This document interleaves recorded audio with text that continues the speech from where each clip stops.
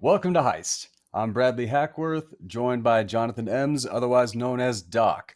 Author, filmmaker, just released the fourth book in the Outside World series about 2 months ago. And the big question that I have, when are you going to do an audiobook? Um, that is a really good question. I plan to. I don't have a definitive plan to just yet. Hmm. So, all right. Where do you want to start with then? 'Cause, I'm saying let's start with the Burbs. You want to start with the Burbs? All right. Well, just to be upfront, know that I'm not putting either of these on the haven't you seen this list. Like, neither of these are must-sees. You know what? I'm going to agree with you at the end of the day. Yeah, like, I had fun watching both of them. Neither of them But are must-sees, though. I think that's what's interesting is that we have two movies here, Encino Man and The Burbs, two movies that are objectively bad movies, but their saving grace is that they know they're bad movies and just revel in the audacity, and that's what makes them watchable. The Burbs. So, The Burbs, written by Dana Olsen, who also wrote George of the Jungle, also starring Brendan Fraser, Oh, and and that's a directed great by. movie. That is a really fun movie. That's good. Yeah, Yeah. I really like that one. And directed by Joe Dante, who Joe Dante. directed See, I Gremlins. forgot going into this that this was a Joe Dante movie, and oh my God, is this a Joe Dante movie? Even the Garbage Man is like one of the dudes from Gremlins. Like, Yep, exactly.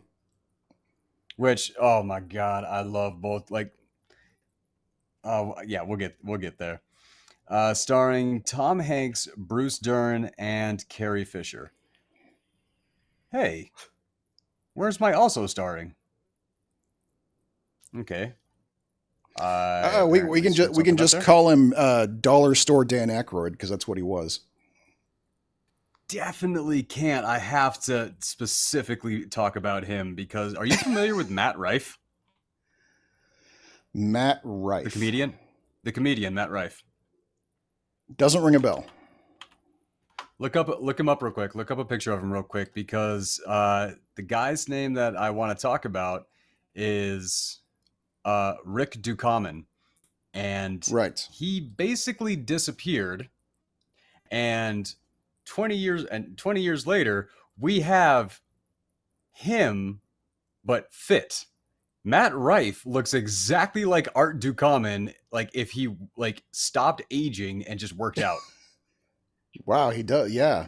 Holy shit.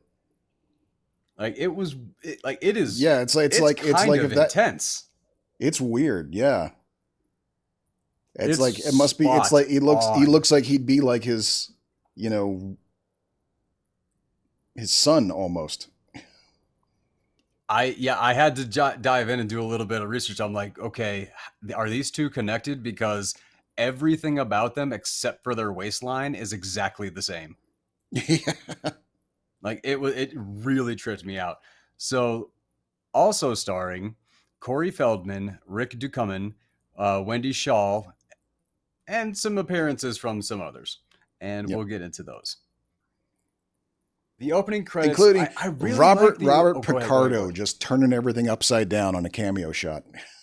I was about to get into that. Like when I got there, I was really gonna go for it because Yeah. my God, man, just right off the bat, seeing him, loved it, loved it. So when this movie opened up, we get into the opening credits and we get that zoom from like space on the Universal logo. I believe it was. That's something that's not done as much as it used to be. It's still done once in a while, but there was a time where it was like people really got into using the Universal logo as your opening shot to just be like, there's the world, Universal, and now we're I gonna just liked it. zoom all the way in on the planet. Yeah. I liked it too. It used to be way more common than it is now. They still do it once in a while, but Mhm. not as often. And I thought what was interesting too, because that zoom in when they come in on down to the neighborhood, it's and you're looking at the suburban neighborhood, and it eventually panels in on the house, the neighbor's Mhm. house that becomes the focus of this movie. Yeah. That's all a model. That is a model. That is not the real Thank neighborhood. you. Yep. I was as I was watching that, I was like, is that is that? I mean, that is that. And then like once I finally decided that it was when I saw the car in the driveway. I was like, okay, that's a toy car. Everything Right. else, I was like, man, that really looks beautiful. Maybe a little bit of editing, a little bit of color correction, anything like. Right. But as soon as I saw that car, I was like, that is a freaking Hot Wheel. I was like, okay. But I did appreciate it. It reminded me of Beetlejuice. Oh yes, very much so. Which you They did you the sent exact me same into this shot, movie. didn't they? Didn't Pretty they start close. Beetlejuice with the exact same shot? That's what I was thinking, but I need to go back and watch Beetlejuice to verify that. Right. But I really because it's I'm pretty sure they opened Beetlejuice on the model, like on that model of the town that the guy was building. So Right. pretty sure, but it's been a long time. Um, I wasn't sure what to expect because I didn't watch the trailer. I didn't know anything. I'd never seen this movie before. So when I went in there, I was like, this feels like a creepy supernatural type show. So that's how we started. And then like Tom Hanks going right up to the grass, like the end of the grass. And as soon as he takes like one step, the wind all kicks in and all this. I'm like, okay, Yep. all right. I think I know. Okay. I know what this movie is. And, oh man, it was so much fun. So I know you sent me into this movie telling me to kind of visualize Jim Carrey stepping into this or anything like Yep. that. And no, I No, don't see it. Here's what I see. not even in the third act when he starts losing his cool on everything. That is where I realized Tom Hanks and Michael Keaton were completely interchangeable in a lot of roles. Not Jim Carrey, Okay. but Michael Keaton. Okay. Like that moment where he's got like the beer cans, he's in the backyard and Art comes over, they find the femur and all that, and he's crushing the beer cans, he's doing like this whole like all those motions. Right. It felt like I was watching Michael Keaton. And then I realized, I was like, man, that really does play over quite a bit. Tom Hanks would have been perfect in The Paper. Michael Keaton would have Sure. been perfect in Dragnet. Sure. Like, Michael Keaton in Joe versus the Volcano would have been great. Like, it took me. It's like once I saw it, I had a hard time not seeing it. I could definitely see that. But I'm still saying like in position of like Hollywood branding was my point. Hollywood branding wise. Up until Philadelphia, like Philadelphia was the big cutoff when he became Mr. Serious Actor. But up until Philadelphia, if you knew Tom Hanks was going to star in a movie, you knew that it was going to be a weird, wacky comedy in the same way that you knew that with Jim Carrey going into Liar Liar or The Mask or any of those. And that interchange happened. Though. Tom Hanks plays a really goofy, over the top straight man. Like what's going on? What? Are you kidding? Like that's Tom Hanks' big thing is him going, what? Like that's like his whole thing in every movie that he's in. He'll do that. Like that's his thing. We start off and we get the sense of the suburbs. We get to meet like all of our families that we immediately get to know. We get to meet Tom Hanks and Carrie Fisher, and they have their kid, they have their dog. Then we have the kooky, crazy new family that replaced the people who moved, and which it takes us a long time to ever see them. We're just talking about the entire first act of the movie is just them talking about them. We never see them until way later. Oh, we never see them at all. Unless you count the trunk popping open at the end. Oh no, I mean the new neighbors, not the ones that the left. New neighbors. Yeah. Right. Sorry. Yeah. Okay. No, like, but when you do finally see them, it doesn't like, it didn't look creepy or anything like that to me. It just looked like, all right, so these are farming people. Right. Well, yeah, and I think that's kind of the joke is that these were farming people in white suburbia. Like, of course, they're like. Yeah, I can imagine. I can imagine if like one of my cousins suddenly decided to move to like Beaverton or something like that, I'd just be like, whoa, introduce yourself on the first day. Don't wait. Okay. Okay. Yeah. I got to give you that. We get the intro to Corey Feldman and Bruce Dern threatening that little dog for running over and pooping on his lawn. And so everything about this movie was 80s as hell. Yeah. Yes, this Yep. movie was 89, but it was like they collected everything that they had figured out from the 80s and they just put it all into this movie. It was the last great 80s movie. Yes. This is our It was this is our pretty, last hurrah. and really, I mean, everything about this movie just reminded me of other 80s movies. Right. Well, I even had a theory that like Corey Feldman's character wasn't in the original script, that they wrote him in because some studio head was like, "No, we need a young guy in there. Here, this Feldman kid's popular. Put him in the movie somehow." Because his character is almost entirely tertiary, except for like maybe one scene, and in that you could easily see any other character being slotted in with him. Like I feel like Corey Feldman Well, he was there for added the as he an was there aftermath. for the youth audience. Yeah, exactly. Yeah. Yeah. Okay, I'll give you that. But I'm pretty sure the entire thing about yo the guy's on his way, like all that Yep. stuff. I'm pretty sure that that got added in later because the movie that Corey Feldman was working on at the same time as he was working on this was the Teenage Mutant Ninja Turtles movie. That's right. That's right.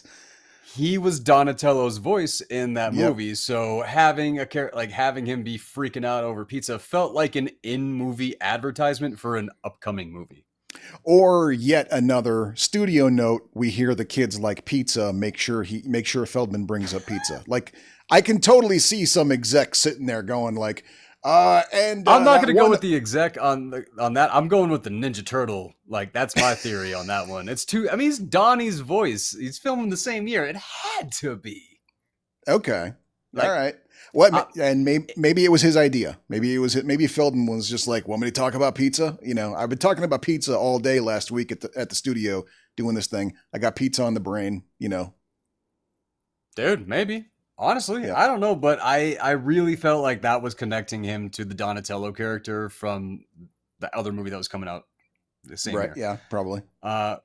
So yeah, Hanks just wants to be home. He wants to hang at home and he wants to be lazy. And Fisher is telling him, like, you're gonna go nuts. You're just gonna sit here and do all this and all that. Like, but Yeah. and that's what happens when you sit there and you're bored and you got nothing. You're staring out your window. You make stuff up. Yep. Like I completely see. I saw where she was coming I from. have been that guy. Believe me. We've all. You know. Yeah. Okay, 4 years ago, we were all that guy. Yeah. Yeah. I mean, That's a good you point. want to talk Yeah. about relatable in that situation? That's pretty much. I mean, did people in this country believe in conspiracy theories before 2020? Uh-huh. Did that number like quintuple during that time? Also, uh-huh. Like I hadn't even thought about that. Yeah. people went kind of nuts during that time, so very understandable. No, that's Uh true. Rick Ducommun coming like playing or as Art, and I really enjoyed that character like through and through because it's like ugh, I know people like that. I know that there have been times in my life that I am that guy, just super excited, Mm. doesn't really matter, just want to go, I want to do something. Like, come What? on, man, we're doing something. He's like even extra because he's got the same thing going on that Hanks's character's got going on. He's got time off and he's bored, but he's got an extra caveat on his that his wife is out of town. So there isn't Right. even anyone around to keep him in check when he goes nuts. So he's right out of the gate. He's already lost his mind before the movie even starts. Yeah, his family, like they're out of town. He's bored. He's off hunting crows. And so Yeah. I forgot he even had a wife. Like he talks about her at the beginning because like Yep. my wife, like after the bird feeders and all this stuff. But I completely forgot she was even a thing. Yeah. Well, she comes in as one final thing in the end too. Yes, right. Well, that's the only reason that I actually like. That's why I remembered her is because she pops in at the end. Yeah. but yeah, he shows up. He's there for breakfast, describing the neighbors from hell and just munching down on all the food. Now, here's He's the eating thing about all the food. Oh he's my God. eating all of it. He is not pantomiming anything. He is eating all of that food. So if that was more than a couple takes, damn. I mean, like John Cena, did you like you hear that like what he says is the hardest thing that he did for Suicide Squad? I feel like I have, but remind me. It's really funny. He'll say is like, I ate an empanada. Right. And Yes. Yeah. the I did reason hear about that that. he says that that is the hardest thing is because they had to do this take over so many times and it was a long take. So we actually had to eat the empanada. So he wound up eating like 36 empanadas, like just for this take. And like by the end, he was dying. So if like, if Rick Ducommun, Dollar Store Dan Aykroyd. I'm not gonna call him that though, man. Rick Ducommun. Ducommun, that is his name. Ducommun. Yeah. For some reason, I have it written here as Ducombe. Uh, I gotta fix that. But yeah, like the kids spying on the neighbors, Art going crazy, and literally loved it. Bruce Dern, Mm. that man is one hell of an actor. So to see him doing this crazy, crazy, goofy, all this stuff, it was really enjoyable to watch. Moving forward, though, Hmm. yeah, I just hated Bruce Dern's character, just trashing for like the foreigners and the new. Like, it felt very modern day MAGA type thing, Yeah. and but which basically was what Bruce Dern was. No, yeah, absolutely. He Yeah. was a pretty, they were all like relatively accurate characters. If you grew up in the burbs, you had that guy on your street for sure. Okay, I didn't grow up in the burbs. You did. I I did. I did. Okay, so the accuracy here, it's gonna come Yeah. from you Yeah. because yeah, this was not my like I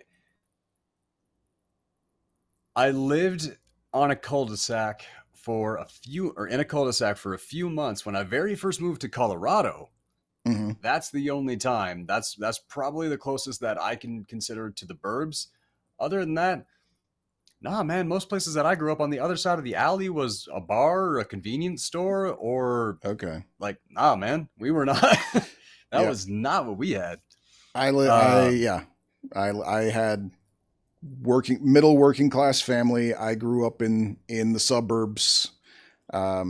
If you're from if for those of you who are in Oregon, you will know what West Lynn is. That's where I grew up, and that is not something I say with pride. But it's probably one of the more burby places. I think there's probably maybe two places that are considered more the burbs than that in Oregon, in the Portland area. maybe not with pride, but probably a little bit of relief, though. Maybe a little, sure. Yeah. I mean, Uh, I went to a good school, I had yeah. I had a fully funded theater department. There are like very very few high schools that can claim that. So, I'm not saying I would give it all back.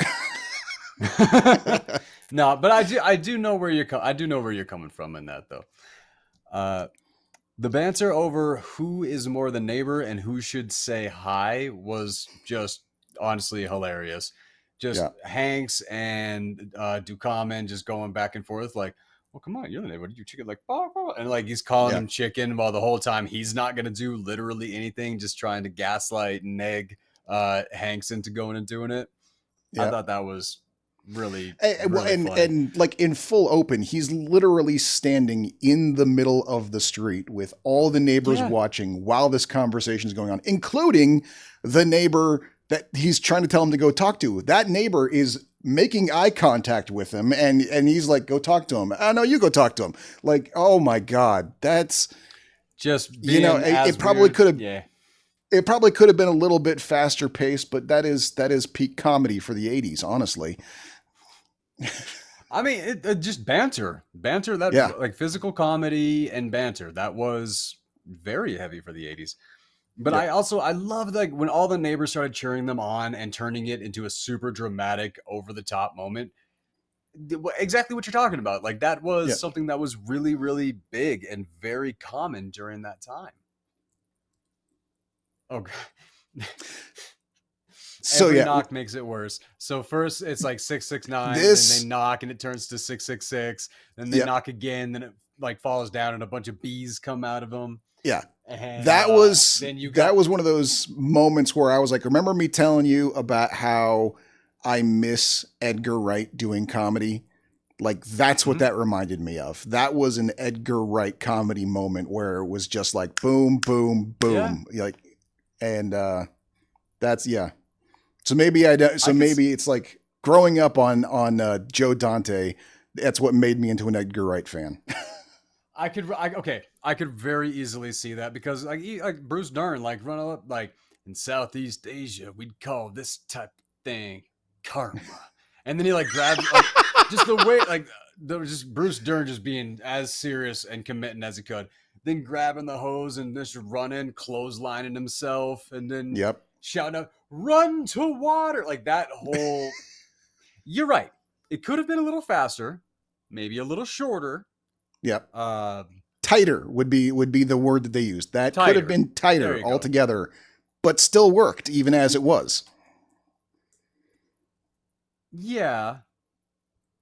Yeah. Okay. I'll give you that. Yep. And then Ducommun like sitting up and then like the bee like slow like, that was a real That was a live live bee. He had a live bee in Yes. his mouth. Yes, he did. And he held it there. I'm giving that man credit for that one. I don't know how that went down. That's courage. I wouldn't do that. Yeah. No way I would do that. Oh my God, I wouldn't do that. Well, maybe. Now, hear me out on this. If a bee stings me, I would grab that and toss that one in my mouth because the stinger is still right here. Okay, so it's a destingified already on its deathbed bee. Might as well really make it epic. That's what I would have to do to let that happen. Otherwise, no way I'm doing that. Yeah. No way. Unless it's literally the very last day of filming and I have a big vacation coming. It does call into question. I probably should have looked it up, but how did they do that? Because it's not like because I know like they have like devenomized snakes for movies. You can't de-sting a bee without killing it. So how the hell did I'm they sure do that? they didn't mind killing it. Like, because once a stinger is taken, like once a bee stings you and loses the stinger, it dies Yeah. like what, 15 half hour later. I'm not 100% sure. Pretty quickly, yeah. Yeah, but it's not like sting dead. Like it's sting Yeah. and they fly away.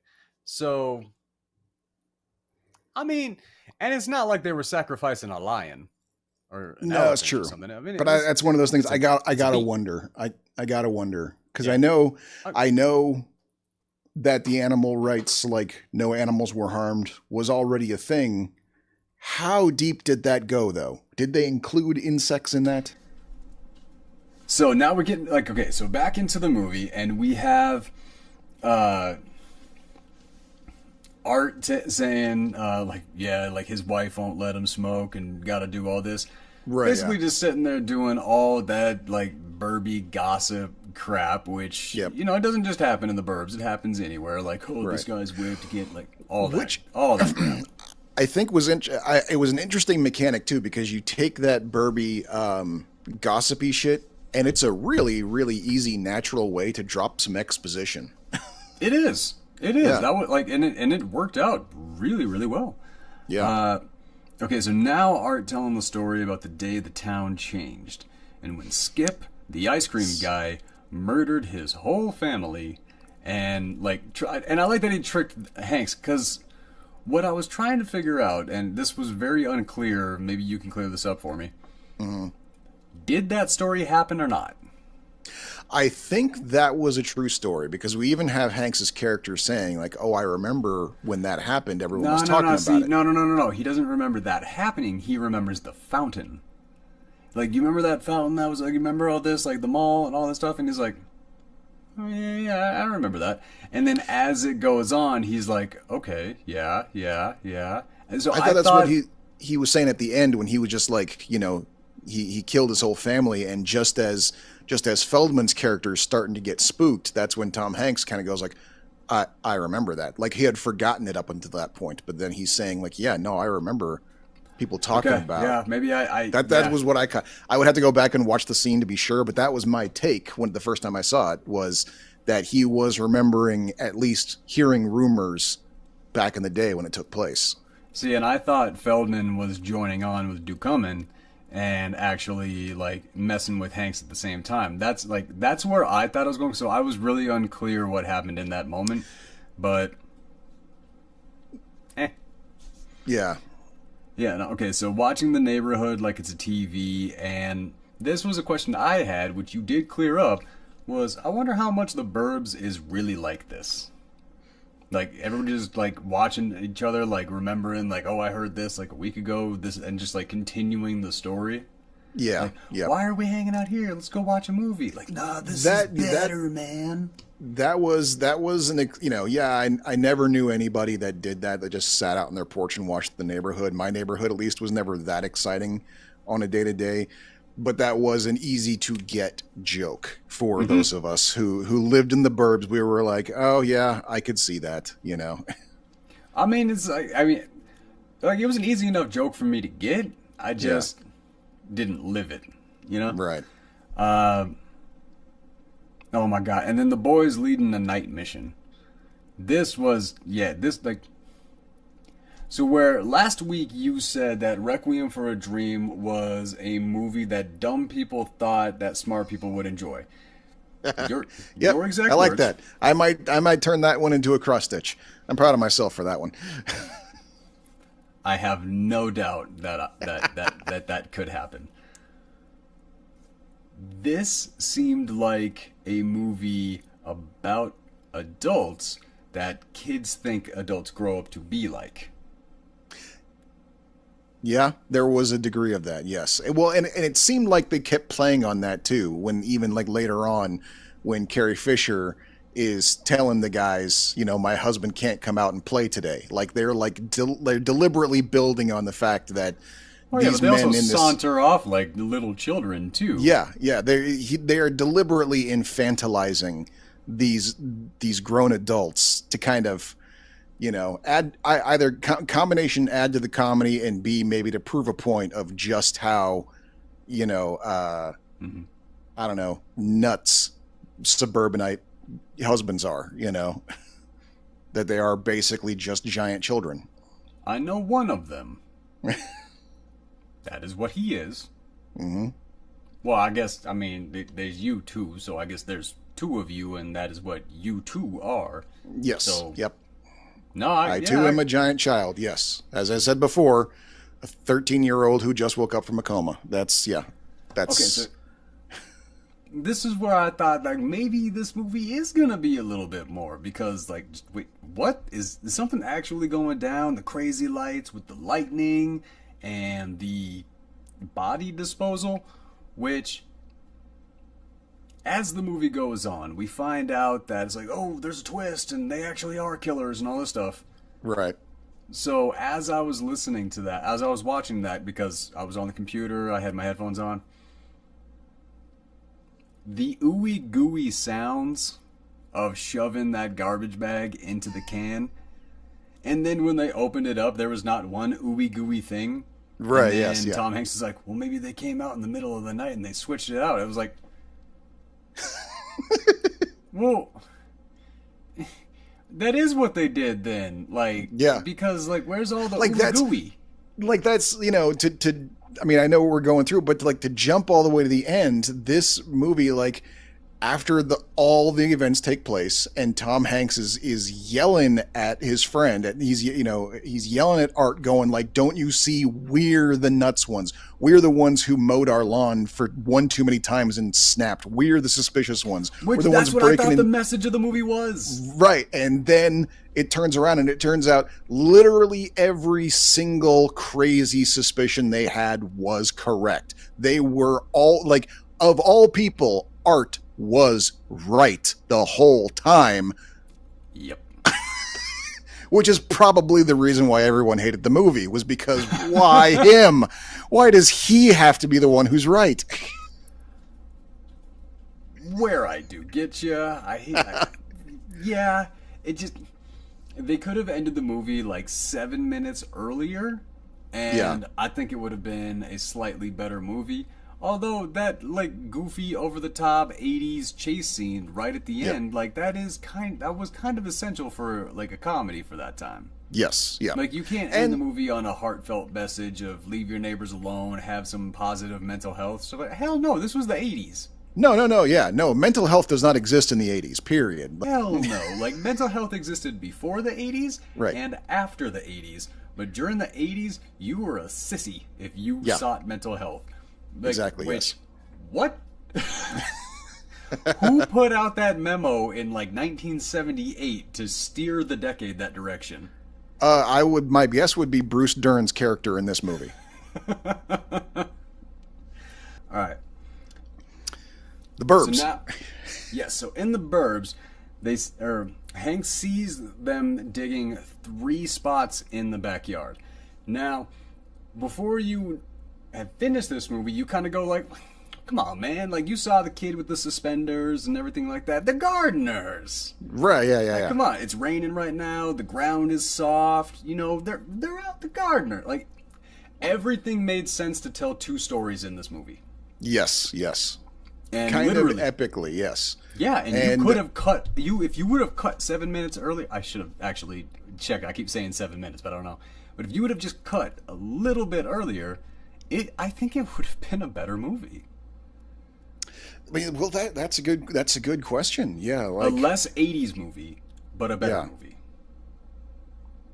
Well, and I guess that would be the question. Like, if we could show this to someone else who's never seen it before, and then give them an edit and just end the movie at him getting in the ambulance, and then just go the end, and we not put the part where the doctor's in the ambulance with him. And just go the end. They might go, kind of an abrupt ending. Like, but other than that, here's my take. Like, well, because nothing made sense at that point. Like, yeah, the doctor and his like grandson or nephew or son or whatever, they drive away, and nobody is any the wiser. No cops are chasing after them. No like that. No EMT guys are like, hey, they stole the truck. Nothing. Like, they just half-assed the entirety of that scene. And then a gurney runs into the car, and then the trunk pops open.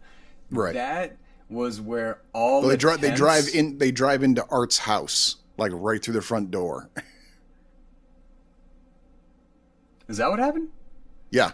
Like because I remember like something came up and it hit the car, and then when it hit the car, the trunk popped open. So, but okay, that was after they fell out. Yeah. Yeah. Okay. So we're making a there.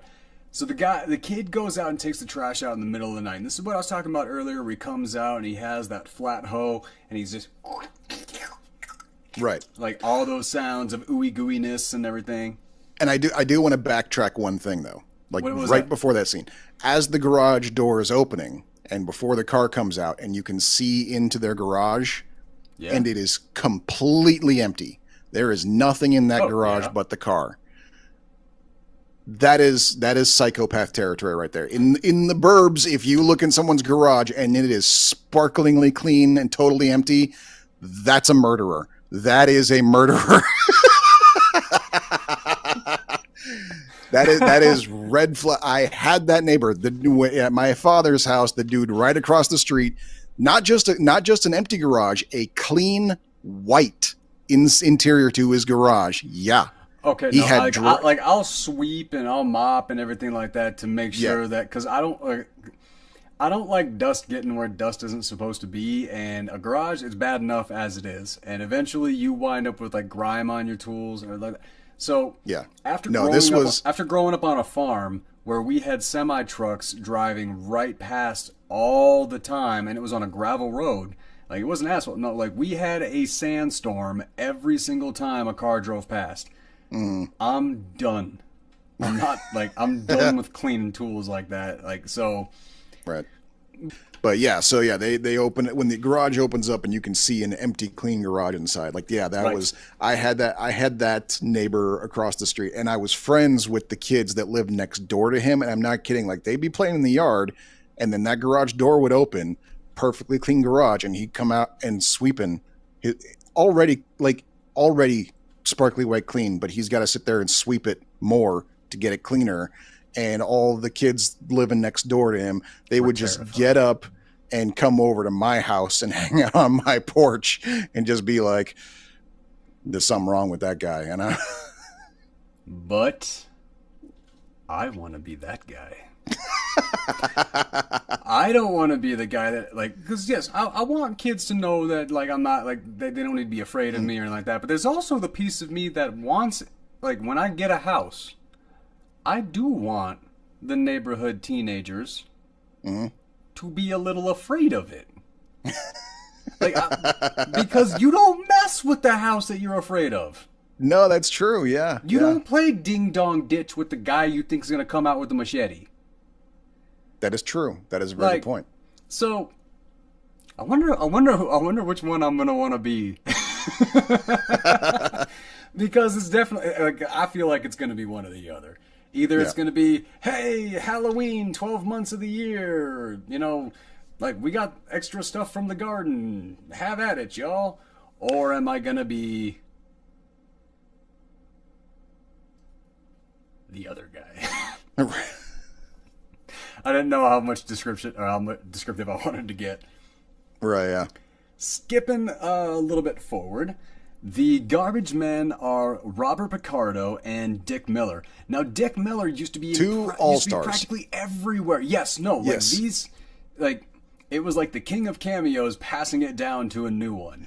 Exactly. Yes. They overlapped. Like, yes, you're exactly right. Exactly right. And Robert Picardo, man, I love him in everything. The first words out of his mouth in this movie were just gold. Like, you didn't see him coming. You don't know what's going on. But he's just right away, just like they're picking up garbage, and he's looking at his garbage man partner and going like, no, I think you should come see it. He's a genius spiritualist. And you're like, what the fuck is going on? I am in. I've forgotten everything that happened in the movie up to this point. I want to know what's going on with these guys. When he jumped up to help him, like, and he handed him another bag to rip open, he's like, what are you doing? He's like, you said to be helpful. Like, Yep. Nah, I love, like, that. That might be my favorite part of the movie. Yeah, I could see that. I wouldn't argue against that.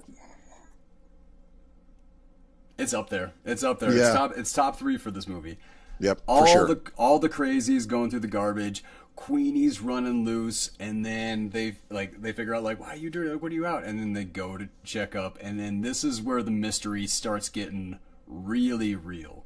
Is Yeah. that Because Walter, the old guy at the end of the cul-de-sac, is missing under suspicious circumstances. his toupee is left behind, like, and yeah, where Bruce Dern says is like, if a bald man has a toupee, he's not leaving without it.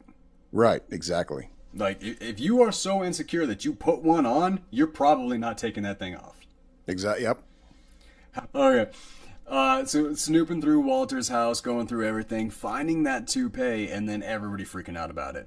Right. Then going back, and then, I'm sorry, I lost my shit when he was, like, jamming the toupee back through the mail slot. Okay. It was funny. That got me. And then just flip it up to, why does Art have a book on demonology? I know, right? And it was like straight out of the freaking Goonies, that book. It was all like red leather bound. It was, If you went to the store to buy that, that'd be like $500. Right, exactly. Yeah. Like that. Art just has it. Yeah. He's just got it. Yeah. and he's Yeah, lending it out to his buddies. Like, that's the '80s. That is the yep. '80s. It's like, does this make sense? Fuck it. This movie was just shy, like just shy of being an actual episode of Tales from the Crypt. Like there was no actual magic or demons in this movie, but like other than that, this was an episode of Tales from the Crypt. What was the light from It the was the basement? furnace. Nuh-uh. How? How did that furnace make that light? What was it doing? And why did the lightning strike the lightning rod right when it was going? Like that moment. Oh, that just sequence. fun. See, there you go. That's what I was saying. Yeah. Does it make sense? Fuck it. No. Like I said at the beginning, these are objectively bad movies, but are still enjoyable in that the people who made them knew they were bad as they were making them and went, fuck it. And so that's what makes them watchable and enjoyable still. Oh, yeah. Like I said, when we get into the second movie, I got some things on that one. Fisher ridiculing Hanks is just beyond. Honestly, like, I really appreciated seeing Carrie Fisher in this role in a weird way. Because she's kind of Looney Tunes in real life. Yeah. And she was very down to earth. This was a remarkably normal character for her. Yeah. Yeah, because like up until this point, the most normal character that I'd ever seen Carrie Fisher do was the nun that Jason Mewes went down on in Jay and Silent Bob Strike Back. That was the most grounded character I'd ever seen her do. Can you believe that Jason Mewes, of all people, has done my whole bucket list? Was that an item on your bucket list? Carrie Fisher, yeah. Carrie Fisher. I shouldn't say. Okay, so we have discussed a few times about how channel surfing isn't really a thing anymore. But watching Hanks and the dog channel surfing and just running into all these horror shows I know. and the dogs. That was great. I love the TV is basically another character because even when they're walking into Walter's house, the TV is on and a character on the TV is going, "It was murder." Yeah, like the TV plays a role in this movie to an nth degree that I'm wondering if I'm trying to remember if I saw that kind of stuff in like Gremlins and stuff because I'm like, is that a Joe Dante thing? Because I don't remember really seeing that anywhere else. I can't recall. I do remember a little bit of it in Explorers, like that happened a little like in one scene in Explorers. But yeah, Dante's got a good touch of just like setting a scene with a TV on in the background, you know? You know what? I think that actually was in Gremlins because they were watching the Christmas program and they were talking about like invaders and all this stuff, and then like the little gremlins come through and start popping out of the Christmas tree and stuff like that. That's so right. Joe Dante did do that in Gremlins. Yep. That may act okay. So that's a Dante-ism. Yep. We'll call it that. Which is one of the we can look for it later because there is a Joe Dante movie that I have not seen yet that I was thinking we could cover. Oh, which one's that? Small Soldiers. Okay, so yeah, Tom Hanks going into his dream sequence. I loved the big axe in Walter's head and the tiny axe in the dog's head. Exactly. Yes, I saw that too, and I was like, "That's brilliant." I was just like, "Thank you for including that in there. There's no reason that is completely unnecessary, and thank you." Yep. Like that is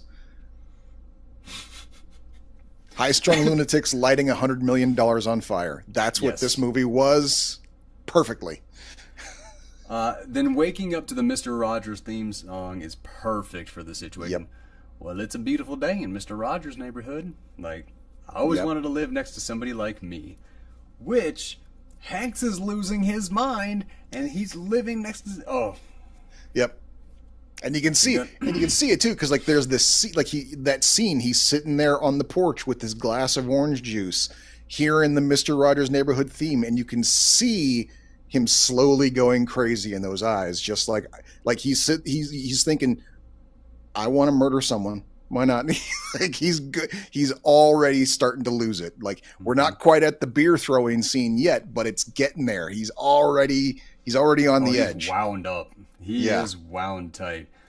And that's literally okay. That's my next note, though.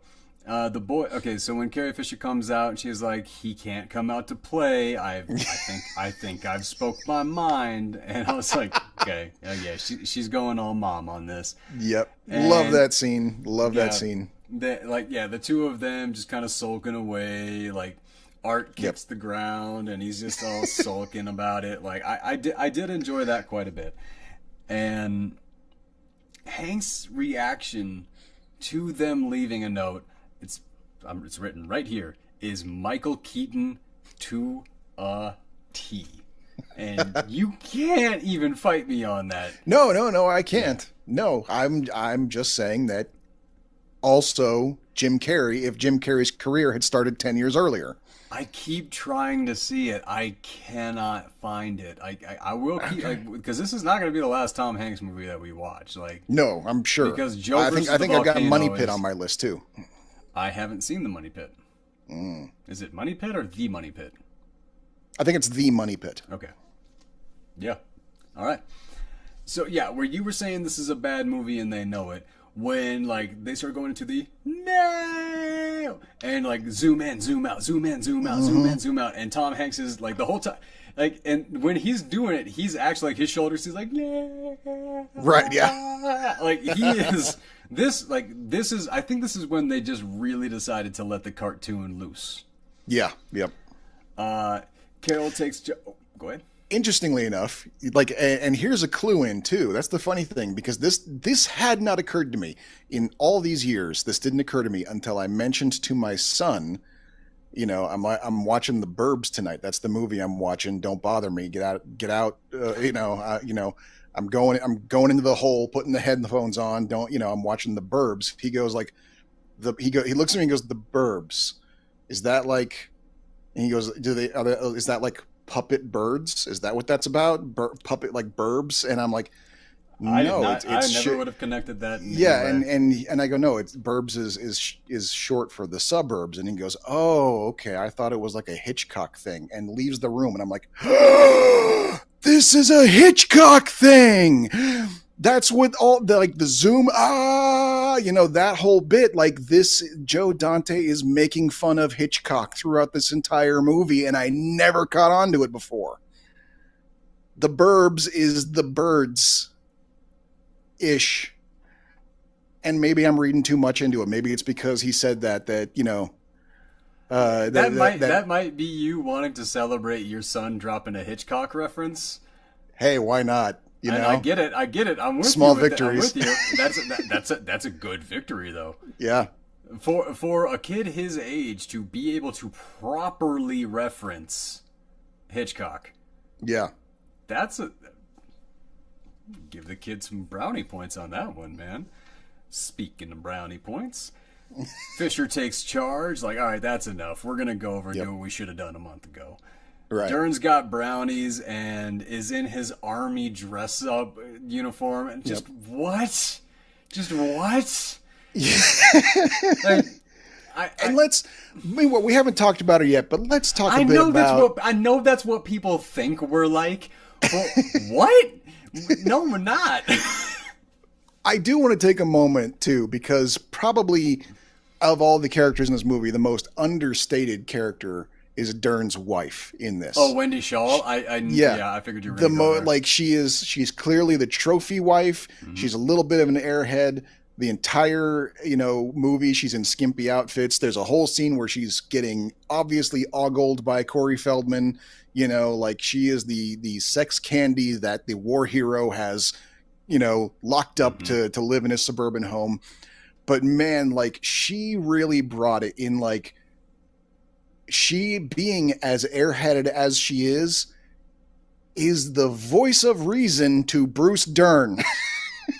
His kid, she looks at him yeah, I know he's nuts, but I love him, and so we just gotta make sure we turn his crazy this direction where it's not gonna hurt anyone. Just absolutely perfect character. I really will. That was a lot of what Wendy Shaw has done throughout her career, though. I mean, all the way up, she plays Joyce Kinney in Family Guy. Like Right, yeah. that's even the character she does for her voice. Yeah. Like, because she does it so well, and she has made a very successful career out of being that. Yep. The whole scene with the throw me over the tools and like, so yeah, Art's in the backyard, Like, toss me over the tools and all what? that stuff. And then while they're inside, there's the pretzel and the sardine. Yeah. Ah, How much of that was improv, do you think? I do not know, but I will say the way There's I no like the way any of that was in the script. Like that, I don't know. Maybe they cobbled it together the day before. Maybe it was improv, but there's no way anyone wrote down the words like sardine and pretzel. You know, like this. Hans comes in wearing nothing but a t-shirt and suspenders and hands them a bowl of pretzels and a can of sardines. There's no goddamn way that was written in the script. Someone came up with that just before they filmed. I don't know. That's the kind of thing that we would write in there, though. Oh, okay. All right, sure. Maybe. Yeah, I guess. Like, if we would do it, you gotta think somebody else would as well. And especially, I mean, we watched this movie. These were some freaking weirdos, man. You know, Yep. you know, whatever Rick Ducommun is like in real life, it's gotta be fun. Sure. Okay. All right.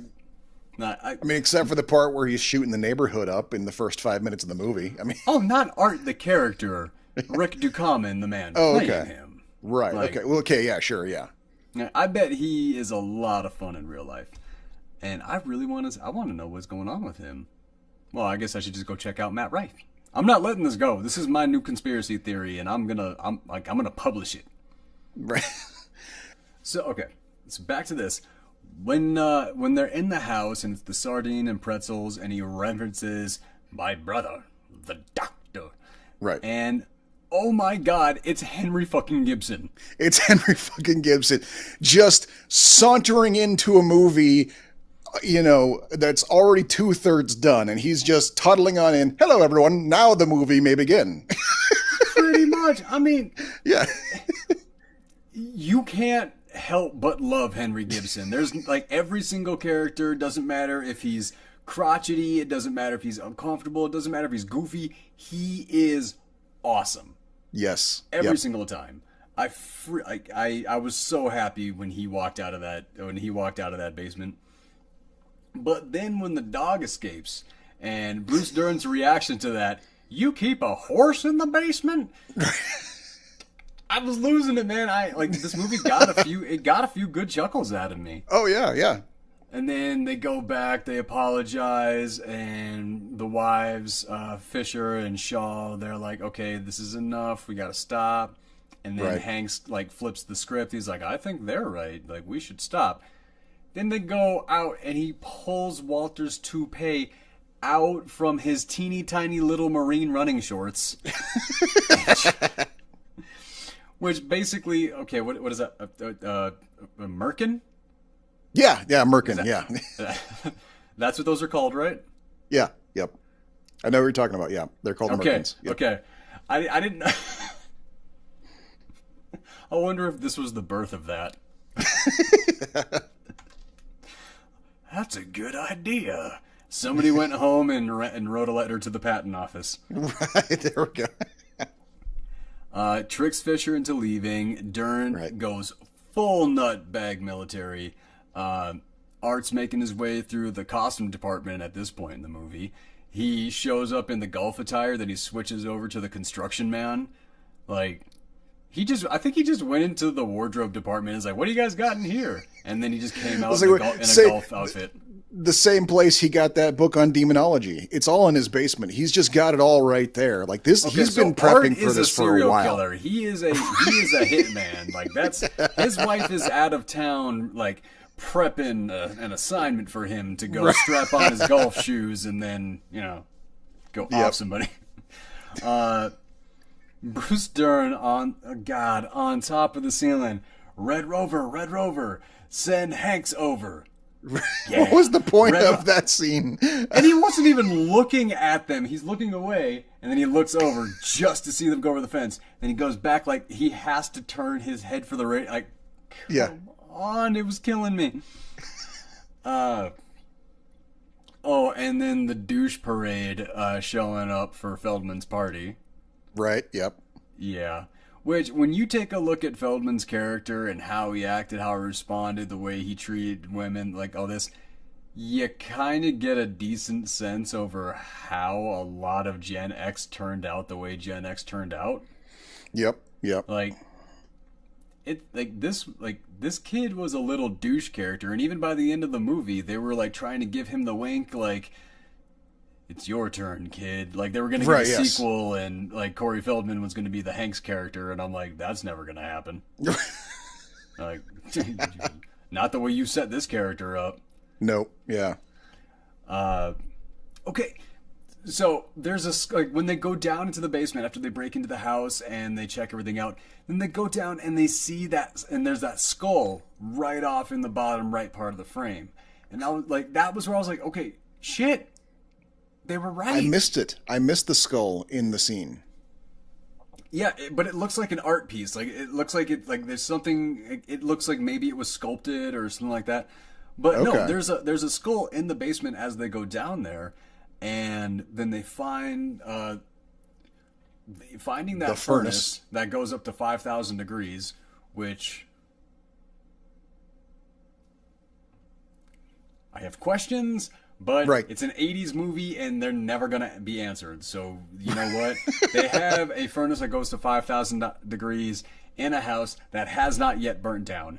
Right. No. But they do point out, they're like, have you ever seen anything like this before? Like, what kind of furnace is this? They are pointing out that this is strange. But they do also point out that the flames of the furnace do shoot out of it on regular. So, yes, it is a little weird that the house has not yet burned down. Yeah. But their last house burned down, so I mean, we are sensing a pattern here. All right, I'll give you that. So, but it wasn't an incinerator. It seemed like it was more of a kiln. Because did you notice what those bones looked like at the end of the movie? Right, yeah, like charred. They were ground up and charred, and it was it was a weird one. Like, I'm not sure what I have more questions than I have answers from that one. Yeah, I don't think they were giving it that much thought. I think that was very much a let's go with what's going to look cool and creepy and weird to really just, ramp up the Tales from the Cryptishness of this whole thing. Yeah. Then and Bruce Dern, the way he falls off of that roof, I'm sorry, one of the best moments of this movie was how incredibly realistic that stunt was. Mm-hmm. Yeah, no, that was good. Huge credit to that stunt man. That looked incredible. That looked painful. I felt that. You did not cut away from it. Good job, dude. Yeah. That was... Wow. So... Okay, the family returns, then leaves. They think they found a body. They see the lights on in the basement, and they know something's up. Yes, so they turn around and... Yep. Yeah. And the people inside the house, they're digging through the basement. They're digging deep. They think they found a body, but, I mean, it's very, very obvious what they found if you've ever... if you know how a house is put together. Right. Well, see, even then, for me, it was they're not fun. It was still a surprise when he hits it and he goes, "Oh, it's the gas line." I thought it was going to be the septic tank because this is a comedy. I thought that was gonna happen, but no, gas line was better. More to the point, I mean, there was utility, whichever one it was. You're digging under a house. You're gonna run into a sewer line, a gas line. You're gonna run into a utility. Especially if you're digging through the floor of a basement, you've gone that deep and you hit metal, you have not found anything. You have run into something. That is a fact. Yes. And then and then Walter comes home from the hospital. So Walter ain't dead. So these guys didn't take him. So this gives you that false direct to think that, oh man, these guys just made a big mistake. Yep. And then the family returns with the 5-0. So the police have come up. They're going to go ahead and arrest these guys. They're going to tank everything. And then they hit that gas line. And as they're running out of the house goes boom. The house fucking explodes. Good Now, explosion, too. yeah. And that lightning rod steeple of the house straight up into the air and right down and spears the cop car. That was my biggest laugh out loud moment. That was my biggest laugh out loud moment. Yeah. Like, I don't know why. Like, I had a few laugh out loud moments, but that was the big one for me. That was the one where I had to pause the movie because I was laughing so hard, because I was going to miss something like that. I don't know why. I can't explain it, but that was the big one for me. Huh. Yeah.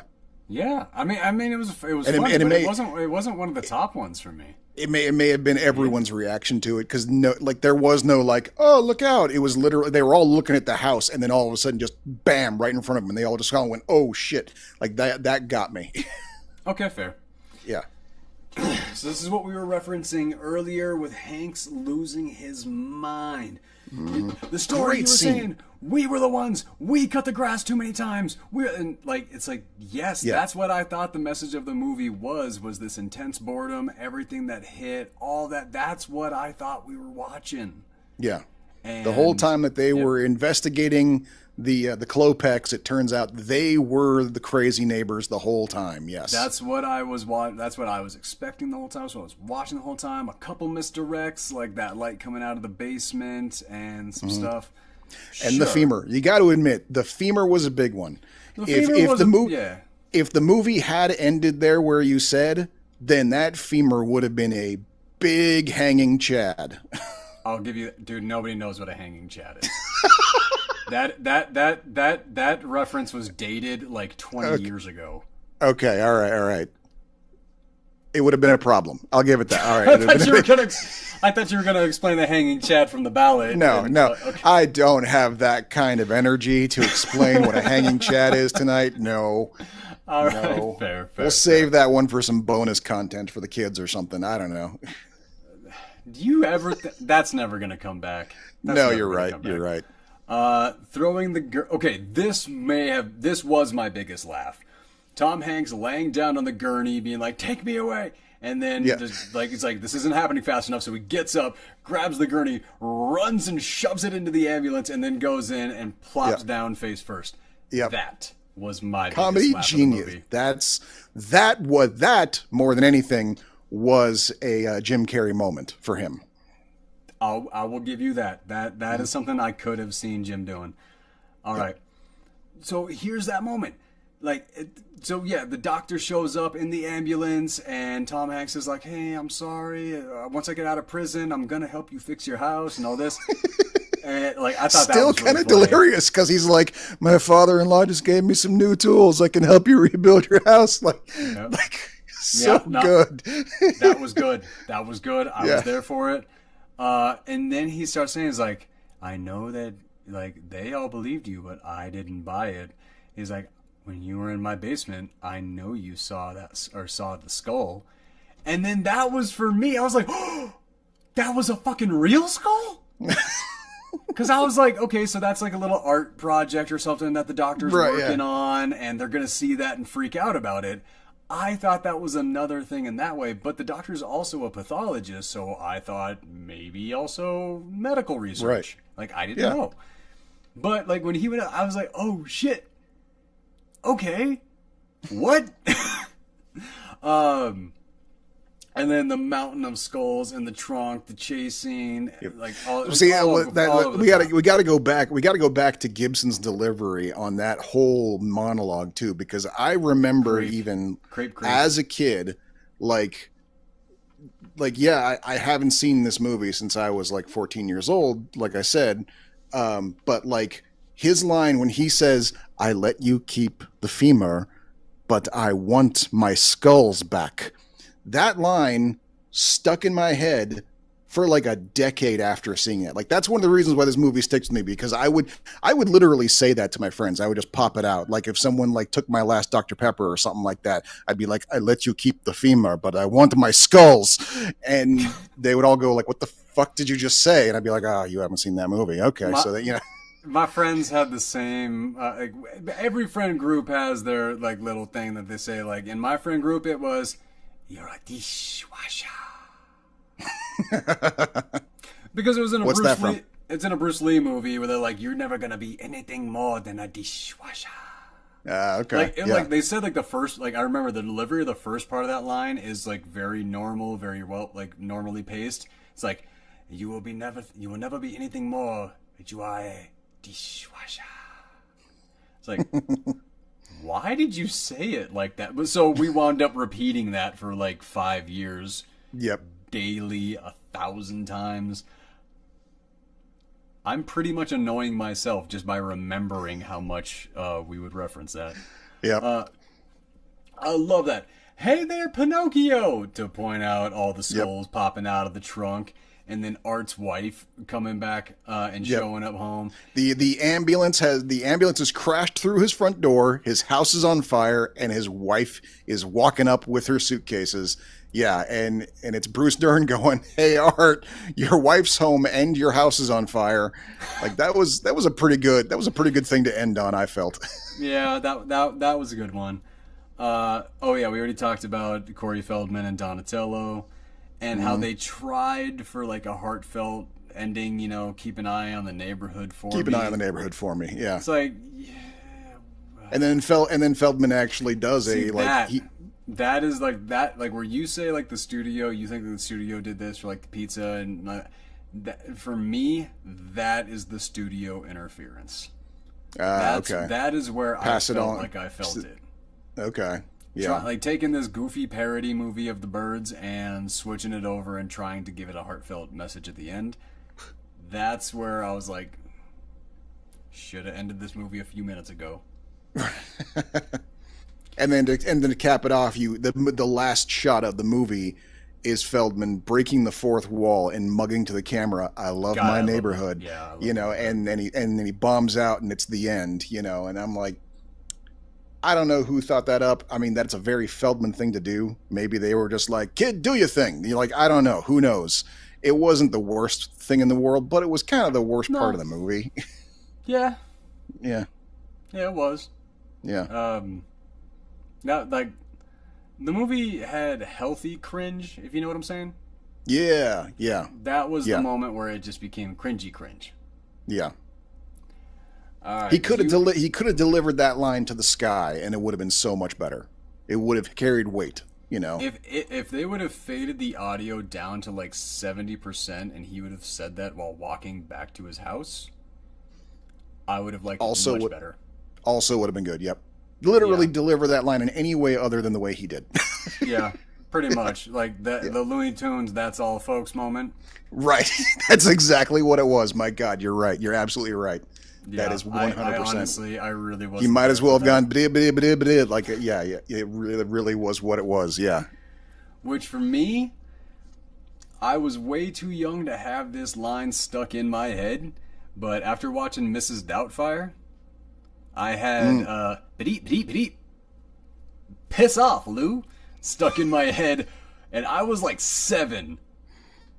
That was not okay, dude. Do you want to give any final thoughts on the Burbs real quick? My final thoughts on the Burbs. Well, it's a tough one because it's like, man, I did enjoy that movie. I did, and I was really glad to revisit it again after all these years. But I cannot in good conscience say that this is a must-see flick. Like, you know, and I would say, like, hey, if it's ever on while you're channel surfing, it's worth stopping to watch, except A, that's not a thing anymore, and B, even if it was, apparently it's not anywhere. It's not, you can't get it on Netflix, you can't get it on Amazon. Like, there is no accidentally running into this movie. I had to kick a VPN on and actually set up Amazon UK. Okay, see, there you go. Yeah, that's the thing. So, but you know, it's like, yeah, I enjoyed this movie. It was fun. I liked it a lot as a kid. I still like it now as an adult, but is it worth hunting down to watch? No, it's really not. It's not. There are better Tom Hanks movies. There are better Joe Dante movies. Yeah, there are better Bruce Dern movies. There are better, you know, there are There are better Corey Feldman movies. You know, I mean, like it was, The yeah. best Corey Feldman movie you do not see, or you only see Corey Feldman as a cameo. And what are you thinking of? The Turtles, man. Oh, right, right, I'm right. sorry, Okay. that movie is it's never gonna age out of being. Casey Jones is a little bit inappropriate in that movie, but beyond that, that movie it's never gonna age out of being perfect. No, I could see there. Yeah. Like, Trying to how think many what Corey Feldman movies do you know of that you could say that is basically perfect? License to Drive, Never saw it. Dream a Little Dream, Never saw it. um, Tales from the Crypt, Bordello of Blood. That is not a perfect movie. What the hell are you kidding? Get out! No, you just naming Corey Feldman movies. Okay, No, okay, that's fair. The first two That's fair. I can't say anything about because I haven't seen them. You don't get to say that about that. Okay, all right, you got me there. But I am serious about License to Drive. License to Drive Okay. is definitely a perfect Feldman movie, and he is way better in it than he is in the Burbs for sure. Okay.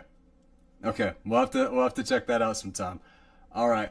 All right. So my final thoughts on this one: definitely not a must watch. If you are a Zillennial, I think you can skip this one because I don't think you're going to get into it.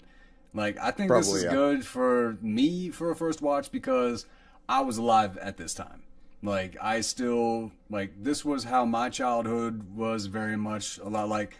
But in this movie, there's no cell phones, there's no computers, there's no Right. technology, there's nothing like that. So, all the things that you'd be, like, a younger person would be sitting there, is like, why aren't they doing this? Why aren't they doing this? All the questions that they would be asking would take them out of this movie. So, Right.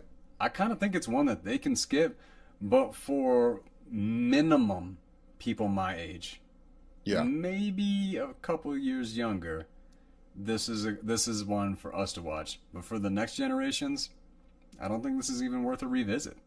No, yeah, I have to agree. Yep. Encino Man, written by George Zaloom and Shawn Schepps, directed by Les Mayfield, who also directed Flubber, Blue Streak, and The Man. The Man is the movie that we were talking about before with Sam Jackson and Eugene Levy, where he plays the dentist or the door-to-door dental salesman. Huh. Okay. Interesting. So the director's got, he's got some things going. Well, you know, this movie wasn't terribly directed. I think, like when I say before, you know, that it's a bad movie, that they knew it was bad, so they just had fun with it. The director was definitely among those. I think who was the script writer of this one? I think the script was where the things were mainly weak, because I feel what saved this Well, movie that is would how be much they George went off the Zaloom. script. That would be George Zaloom and Shawn Schepps. But Do we know what else they've done? I looked into it. I didn't really see anything that was really worth calling out. Okay, yeah. Yeah, so it's starring Sean Astin, Brendan Fraser. This is only Brendan Fraser's fourth credit, so this is really the thing that kind of set him up. Oh, it really was, yeah. This was what made him a Well, star for sure. School Ties. School School- Ties. Yeah, School Ties is the thing that like really got him up, and then I don't think I've even heard of that movie. I would check it out Okay. because School Ties is what got everybody excited to see him in Encino Man. Okay. So, and plus Pauly Shore. Now, originally, Pauly Shore was offered the role as Link, but he said that he didn't want to do that because he wouldn't be able to do any of his either Paulyisms or Shoreisms or Polyshoreisms, whatever, however he called it. But Right, yeah. he didn't want to do it because he couldn't connect to his comedy style and his acting style, so he turned that down. He's very vocal in his comedy style, and Link is a character that doesn't do much talking. In fact, that was kind of my first main observation was that Brendan Fraser throughout this movie is doing Harpo Marx, and he's doing it pretty well, in fact. That's actually who he drew his inspiration from. Was directly, it was the That extreme makes physical perfect sense. comedy with the deadpan face. Yep. Like that was part of Good Call. Yep. With Megan Ward, Robin Tooney, Michael DeLuise, Rick Ducommun again, and Ke Kwan, which Right. you gotta love. It took me a second to recognize him. It was his accent that gave him away, of course. Oh, dude, his but voice is it's damn near singular. I was like, oh my god, it's Short Round. What's he doing here? Right, but also interesting. This is the only movie that any of the Goonies actors have ever appeared in together since the Goonies. Oh, interesting. And that was Shawn Astin and Ke Kwan. Right, yeah. That's no other movie since then. Strange. All of those top tier actors that were in that movie have never appeared together again since that movie. It's kind of trippy, isn't it? Wrong somehow. It really does. I really want to go and fact check that. I just didn't have the time because I found that out like 8 hours ago. Right, yeah. But I kind of believe it because I'm sitting here running through my head going like, yeah, Same. no, I can't think of anything. Yeah. I couldn't think of it. The only reason that I brought that up is because I can't, directly, I can't fact check that off of my own memory. And I've seen quite a few movies, man. Yeah. Especially since the Goonies. And we just saw a Feldman movie too on top of that, so it's like, this is kind of a weird little Goonies weekend we had going on for no reason there. We should probably pop out of the 90s on occasion to avoid that. Also, spread it up a little. We should probably switch decades every week, or maybe do one from one decade, one from another decade. Okay, fine. I was literally listing movies from 98 and 99 the other day, but okay. Well, I can try to go with one of the newer ones then. Okay, all right. All right. So we open on the cave people and the double earthquake with Fraser. The intro to Shawn Astin as Dave and Pauly Shore as Stoney.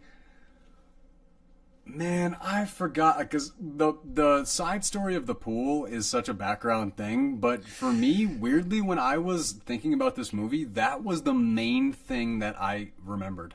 Really? Because it really is other than it as a reason for them to be digging up the backyard, it's so fucking pointless. And even that whole even to a degree, as Dave, Shawn Astin's character Dave, while he's sitting there explaining to Stoney why he's doing this,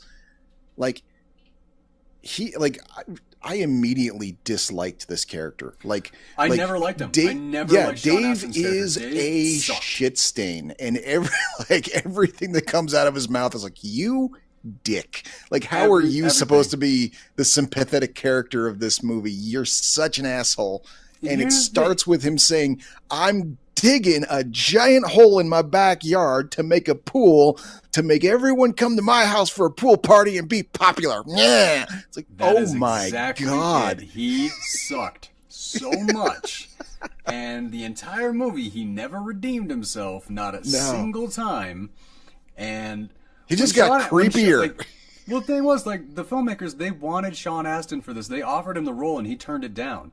Then they came back and they upped the pay for the movie on the front end by $75,000, and he still turned it down. And they were like, "Look, you can have total creative control over this character." He didn't take it.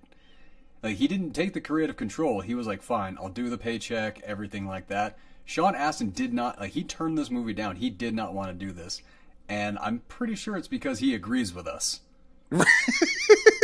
This character sucks, and he didn't want to play it. I'm trying to figure out why they wanted him so badly. Who? Dude, I know he's. Huh? Think about the era. He was Goonies. He was Rudy. He was. Oh, that's true. Yeah, Shawn Astin was huge. Aside from Lord of the Rings, that was kind of his peak. Okay. Yeah. No, he was Shawn Astin was big in the 80s, and he never went away. He's stayed relevant. He's been in comedies, dramas, TV shows. He's been in so many things that people to this day that are finding him, they're like, God, who was that guy? I loved that character. That's true, yeah. Bob in Stranger Things. People so good. Bob. Yep. Just a quick offside. Did you ever suspect that it was going to be revealed that Bob was actually a Russian spy? No. I did the whole time. Really? All the way up until Bob died, I was sure he was a Russian spy because he was too fucking nice. They went to high school together though. That's what It's an 80s homage TV show, and in everything 80s, that's the Russian spy. This takes place in the 80s. True, but this is not an 80s show. This is filmed, the storytelling, everything. Like, they actually are making everything make sense. Like, No, yeah, I buy you there, but it is still an 80s homage show. I mean, MK Ultra, all, you know, the Russian broadcasts, those are all, that's all. I mean, they were, the Hell everything Scare is in or whatever that was called. Like, what was that called? The Witch? No, like the whole Fright Scare, Hell Scare, Cult. The Satanic Panic. Yes. Satanic Panic. Thank you. That's what it was called. Yep. All of these things. Yeah. And so yes, having, because he was a great character, but that was the thing, is like he was too nice, and I'm like, any second now we're gonna find out he's a Russian spy. He's there to kidnap 11. I knew he was gonna die, but I never thought that he was a Russian spy. That never even came close to my mind. At least I can't remember. But then he made an X marks the spot reference, and that was like perfect. Okay, fair. Yeah, I do gotta give you that. But yeah, I do understand why they fought for Shawn Astin as far as they could, as much as they did. I just, what a crappy character. Yeah, good actor, great actor, crappy character. Well, and there are moments, and we'll get into it as we go by. There are moments where I think they deliberately made him worse, like in like editing. I think there are scenes in this movie where he is redeemed that they cut out. Think so. Yep, I can name them when we get to them. Oh, okay. I'm looking forward to that. I really okay, so I grew up on Pauly Shore. In the Army Now was one of my favorite movies when I was a kid. I absolutely loved that. That's why we have Tank Girl as a movie. Okay. Like, In the Army Now directly led to Tank Girl. You think so, huh? Look at the star. No, like, she did. No, I never saw In the Army Now. Oh, she's one of the main actors in the Army Now. Okay, cool. So she's basically playing that character in the Army Now, and and I'm guessing that pretty much she took that, her agent took that, and like, dude, this is Tank Girl. We got to film this. That's fantastic. We have our Tank Girl. Yeah. In the Army Now is a fun one, but here's kind of a fun thing about, and I wish you would have seen In the Army Now, because Brendan Fraser makes a cameo, a hidden cameo as Link in the Army Now. Nice. Okay. I got the feeling that throughout the making of this movie, I got the feeling that Fraser and Shore became actual friends during this whole thing. So I really do. Because their chemistry on set, like, you could tell, was like they were too in tune with each other in this one. Like, they obviously became true pals throughout this. I want to real quick. I want to check and see which the other movie was, because it's on Brendan Fraser's IMDb. He's actually, like, it's nice because they didn't used to on IMDb. They didn't used to do uncredited credits. Oh yeah. But so you couldn't find when people would do little cameos like this. But it seems like they changed something. So where are you? Because it's another Pauly Shore movie. Son-in-Law. Never saw it. Heard of it though. I remember when it came out. See, well, I think I think that was the mark on covering Pauly Shore movies, because they were a product of their time.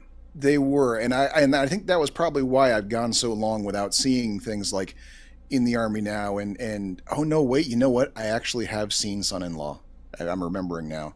So I think that's like the one Pauly Shore movie that I've seen. But that's the thing, is like the guy was such an iconic character. Like when Encino Man came out, before I even knew the movie existed, there were people around my high school walking around going, buddy. And so it was like, I got sick of his shit before I even saw him. And so I get that.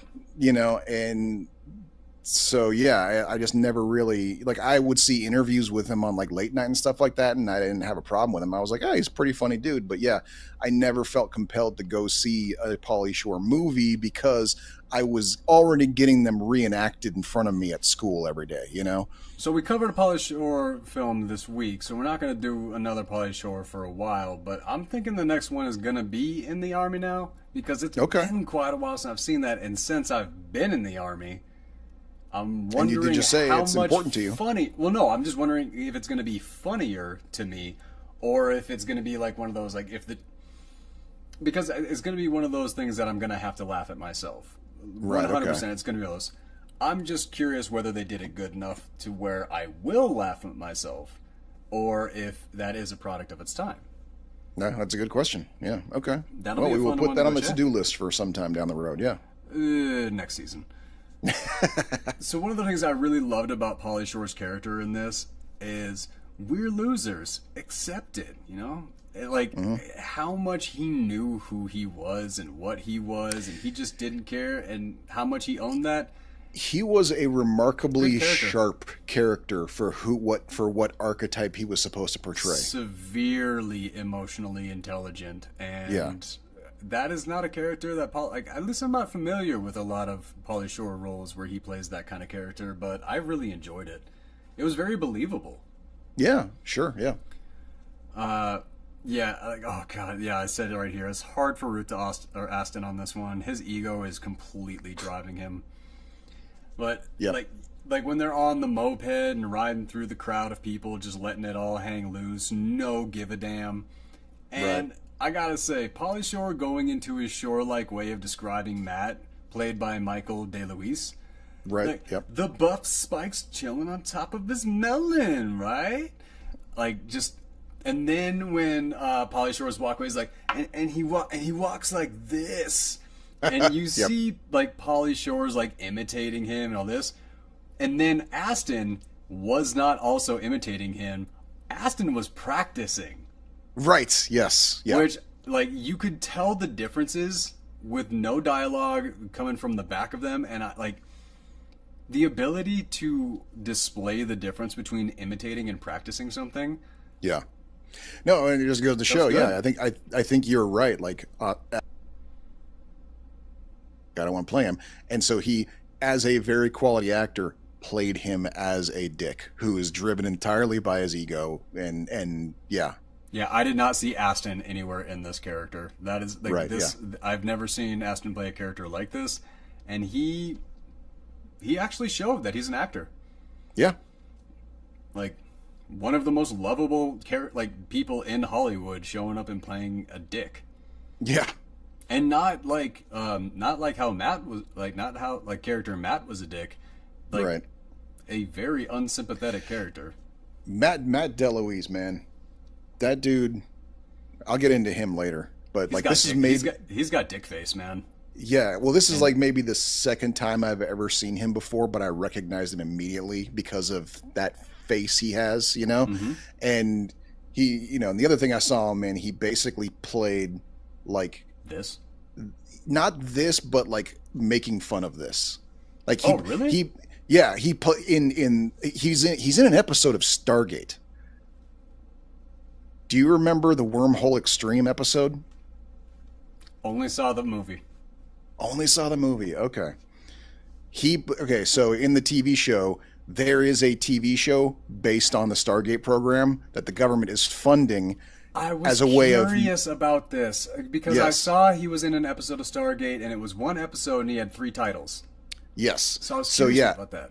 yeah. So in the TV show Stargate, the government is funding a Stargate TV show in order to create misinformation about the actual Stargate program, and DeLuise plays basically the Harry Dean Anderson character in the TV show. So he's playing himself, playing a asshole, you know, military hero guy, like what he's playing, you know, a grown-up version of what he's playing in the movie. Well, he went on to produce and direct. I don't. I checked out. Like he still does acting, but he also is kicking it over into other things. Yeah, yeah. Both the DeLuise boys basically prefer to produce. They'll step in front of the camera every once in a while just to have fun, but they're mainly producers and writers. Yeah. As in Dom DeLuise? Dom DeLuise, no. Peter DeLuise is the other one. Peter DeLuise. Okay. Peter DeLuise. He was one of the stars of 21 Jump Street, and after the 21 Jump Street ended, he went on to be a producer, and he produced most of Stargate TV series. Oh, okay. Yeah. Fair enough. I did not watch 21 Jump Street either. That was before my time. That was. Right, yeah. Okay, yeah, and then we talked about this earlier with Rick Ducommun showing up in both movies this week. That was just that I wasn't expecting that. I completely forgot he was in this movie. And small enough role that was really funny. Yeah, when he first showed up, I was like, "What are the fucking odds?" Yeah, right. Yeah. Jesus, if only we would have had like Dick show up in this one too. It would have been perfect. I know, right? Okay, this is one of those this is where the movie where you say I agree with you. This was very well directed. Dave staring off at Robin in the middle of class. And then Matt just sneaking his big ass head in the frame. Right, yeah. That shit was funny. That was shit funny, yeah. Floored me. And also how goofy, because he had dick face on, but he had goofy dick face on. That. Right, yeah. That takes a little bit of talent. I'm going to say that. That is an actor who knows what he looks like. Yes. He knows why he's there. Yep. Absolutely agree with that.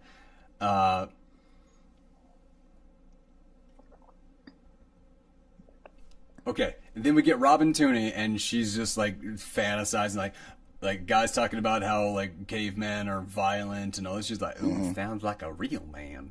Okay, that is not her voice at all. Foreshadowing. Finding the artifact, and then talking about we're gonna get the girls, we're gonna get all this, we're gonna do all this, we're gonna think about it.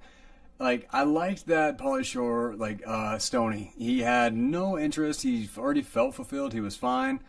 The thing that sold him, Jeopardy.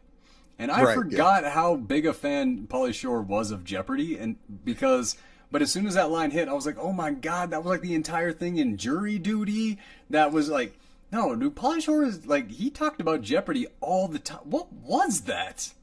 But yeah, no, as soon as that line about Jeopardy, and he's like, that was the ticket right there. I'm like, right, yeah. I forgot, that flashed me all the way back to Pauly Shore's obsession with Jeopardy, and I loved it. Mm-hmm. No reason why, just, it was fun. Yeah. Right, another earthquake, and then I had a note here, go Rudy! Running up, catching the ball.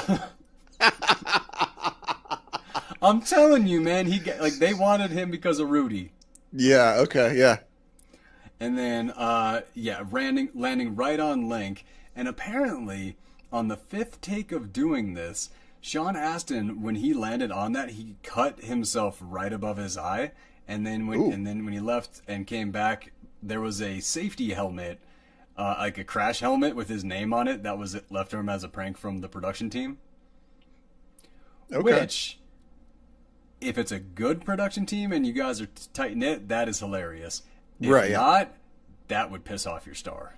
Mm-hmm. Yep. You really got to have a relationship to say jokes like that. Because Astin strikes me as the kind of guy who would make friends with the crew on day one. Yeah. Agreed.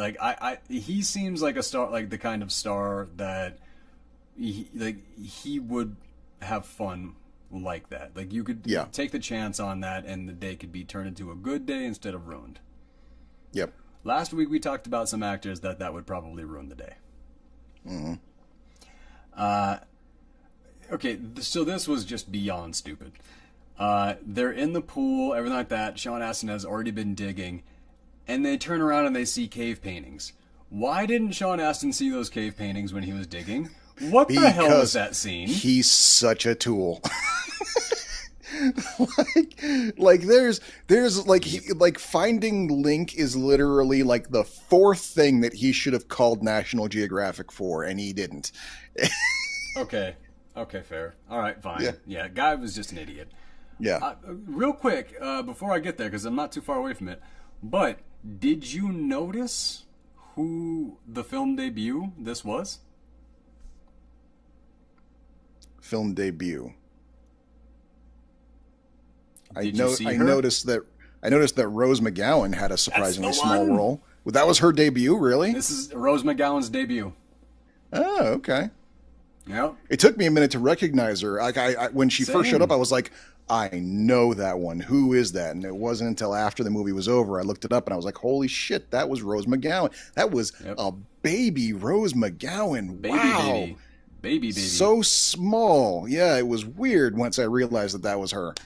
Dude, yeah, because like literally, it was my next note.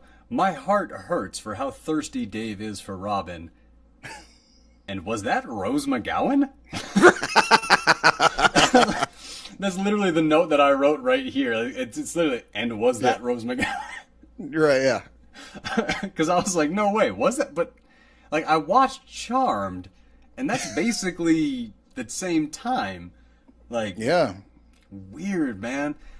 Here, this like okay, so when Matt catches Dave and they staple him up against the wall and all that. Yep. I gotta say, go ahead. I respected that. That was the moment I started to respect this movie, because that's where I'm sitting here going like, okay, they've gone like, this movie is a cartoon. We do not take anything here serious. We're going to literally staple Sean Astin up on the wall with nothing but with high school staples and thumbtacks. Like, that is so ridiculous, but we're doing it because fuck But this movie. Let's just have fun. What the dialogue in there is what completely won me over about that scene. Yeah. She wouldn't piss on your gums if your teeth were on fire. One, that's a hilarious line. Do you think DeLuise improv'd that line? I think he might have, because that was just perfect. That But was also, way higher tier than Sean anything else in that Astin's- movie. Sean, but no, the best part about it though was Sean Astin's response. Yes, she would.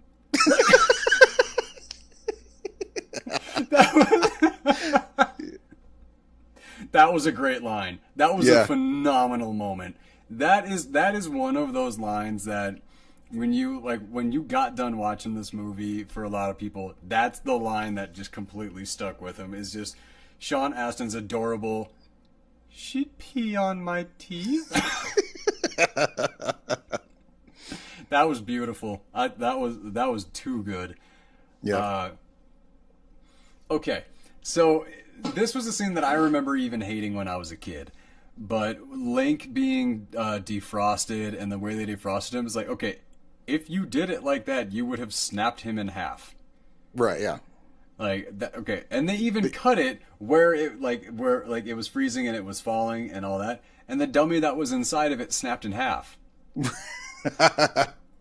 So I don't know why they couldn't have just put it on the floor, but whatever.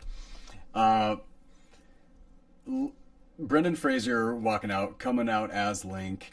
The physical comedy steps right away with copying the dog, stepping on the rake. And That dog deserves an Oscar. Oh my god! Like that whole bit where he's doing huh? Oh, good dog. Yeah, like that bit where he's doing the hand thing with the dog. I've never seen that in a movie before. That It was fucking great. brilliant. That was great. That would that's movie history right there. That was captured. Like, go Brenden, good dog. Like, holy crap, that was Good amazing. dog. Good dog. Good Fraser. Yeah. Good dog. Yep. And then just screaming out at the helicopter. I thought, great moment, great moment. But then goes inside and starts channel surfing. 2 movies, channel surfing on both of them. Both movies have Rick Ducommun. Maybe we should step a little bit further from the late 80s, early 90s. We're getting some common stuff here. Hey, you know what? Channel surfing is my theme here. Maybe I should just do nothing but movies with channel surfing in them. I'm not going to do that. Don't worry, I'm not actually going to do that. No, I'll present you that challenge for an entire season. If you can actually bring an entire season's worth of shows that the characters have channel surfing in it, and it's not news exposition. Can't be channel surfing through the news. It's got to be actual channel surfing. I'd like to see that happen. Okay. They come home and find him doing his thing. The whole scene with him losing his mind about the phone and screaming, all this, and then them just creating a pyro. Right, Like, yes. No, but like, yeah, Stoney was completely correct. Like, he just sees the lighter, reaches in, grabs it, flick, totally ends the conflict. Which, you gotta imagine, if you met a caveman, that probably would be the thing to do it. I mean, it's a running theme. Like, I mean, why not? Because it makes sense. Yeah. I mean, really, 2 + 2 = 4. Why do you gotta keep going? Yeah. Seriously, though, this character sucks. They're gonna cut him up into little pieces, and we won't get any credit. It's not like, Right, yeah. hey, we need to save him, so they don't cut him up into little pieces. It's like, they're gonna cut him up, and they won't give us any credit. It's like, this character sucks. Yeah. Yep. Like, he's damn. such a tool. Yeah. And then also, okay, so them giving him the makeover, I wrote a note here, early edition of Queer Eye. Which, pretty much, that's exactly what that was. Yep. Like, just replace Sean Astin's character with somebody a little more flamboyant, and that was Queer Eye for the straight guy. Okay. Yeah. I mean, because Pauly Shore, I'm pretty sure he's bi. Like, at least he plays as a... The era of that character, the character being like that, I'm fairly certain he was playing. I wouldn't be surprised. Like I said earlier, I'm like 90% convinced that most people are now. Yeah, it does make sense. I like this scene. So it's your parents, my parents, and then Brendan Fraser. That was a great moment. That was great. Yep. I really enjoyed that. And then Link discovers the doorbell and introduces him as a foreign exchange student. Yep. Ladies and gentlemen, we are now this in is how full Harpo gaslighting Marx works. mode. Yes. But also, quite literally, this is how gaslighting works. Yeah. This is what gaslighting is. Like, and then they're like, oh, I think I'm starting to remember something like this. And then and then having them play the mother being such a freaking idiot that, how could I have? Yeah, no, like. But those parents, like Marriott Hartley and Richard Masur, like they have both played characters like that before. Yeah. Interestingly enough, they both have also played in movies where they had a character coming out of a Genesis like this. So Richard Masur was in The Thing, where the Thing comes out of the ice, and Marriott Hartley was in, I believe it's a movie called Genesis 2. Okay. Same thing. But somebody wrote that in the IMDb trivia, and I thought that was clever enough to put in. Oh, man. Seriously, again, the stupid popularity crap and Stoney recognizing how harsh the whole thing is. I mean, it's... A lot of this is just kind of going over the same thing over and over again because they really hammer it in how much Sean Astin's character sucked. Like, they weren't pulling no punches on letting everybody see how like much no matter what's happening, his entire attention is on the girl he has a crush on, who he has no business talking to like that, and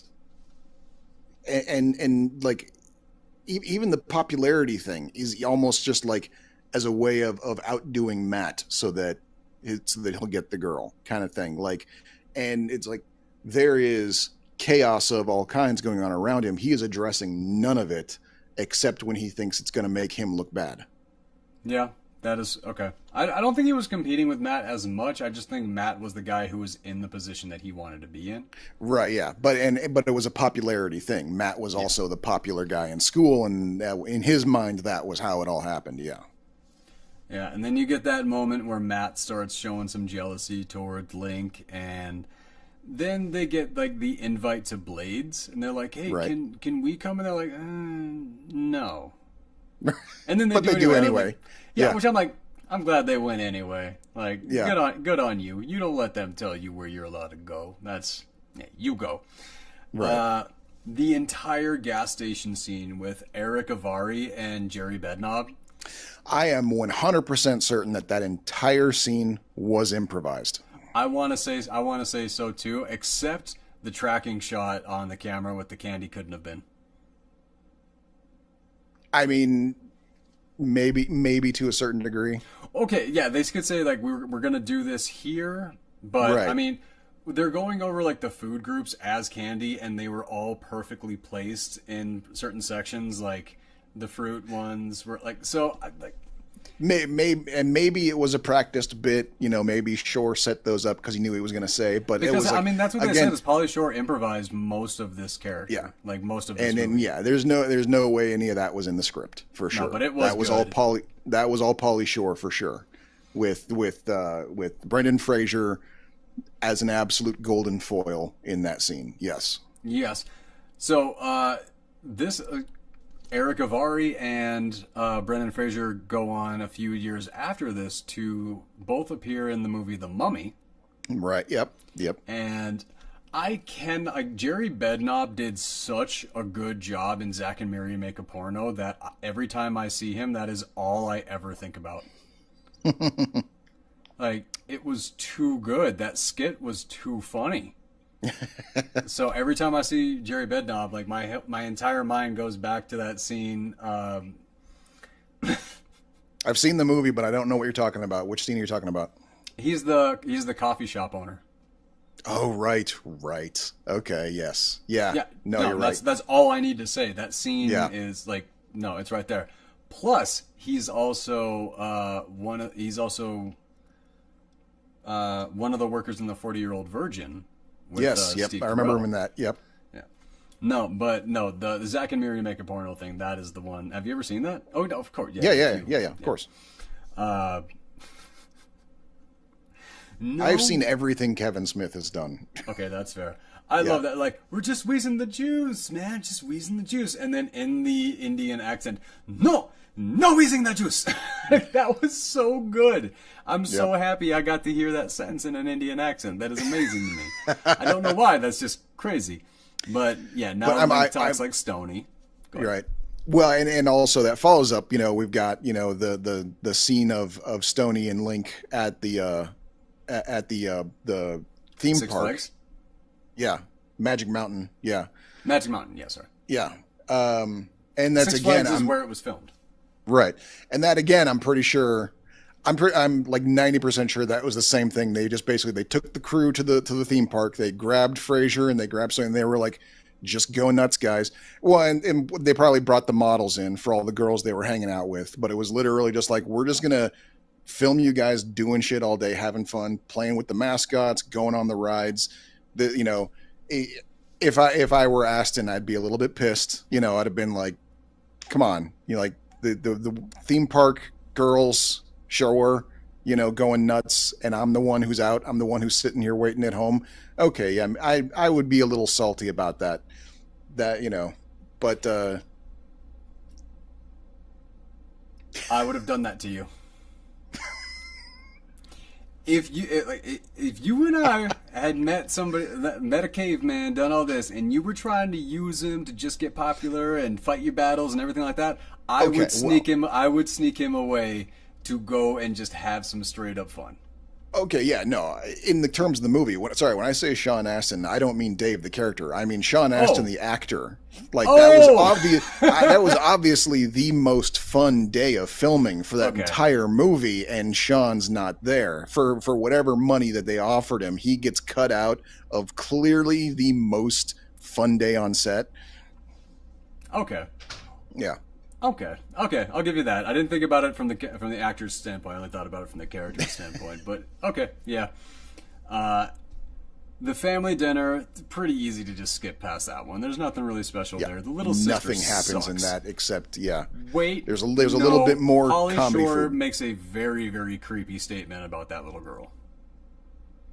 Right, that's right. He starts talking right to the dad's face. I might marry your daughter someday. She's sitting right there. She's like, God, what is that, a grade schooler? I mean, Jesus, yeah. Yeah, she was young, he was graduating, and he said that line, okay. Didn't need to have that. Yeah, if that were me, I would have been like, taking your plate of food, there's the door, young man. Like, that's...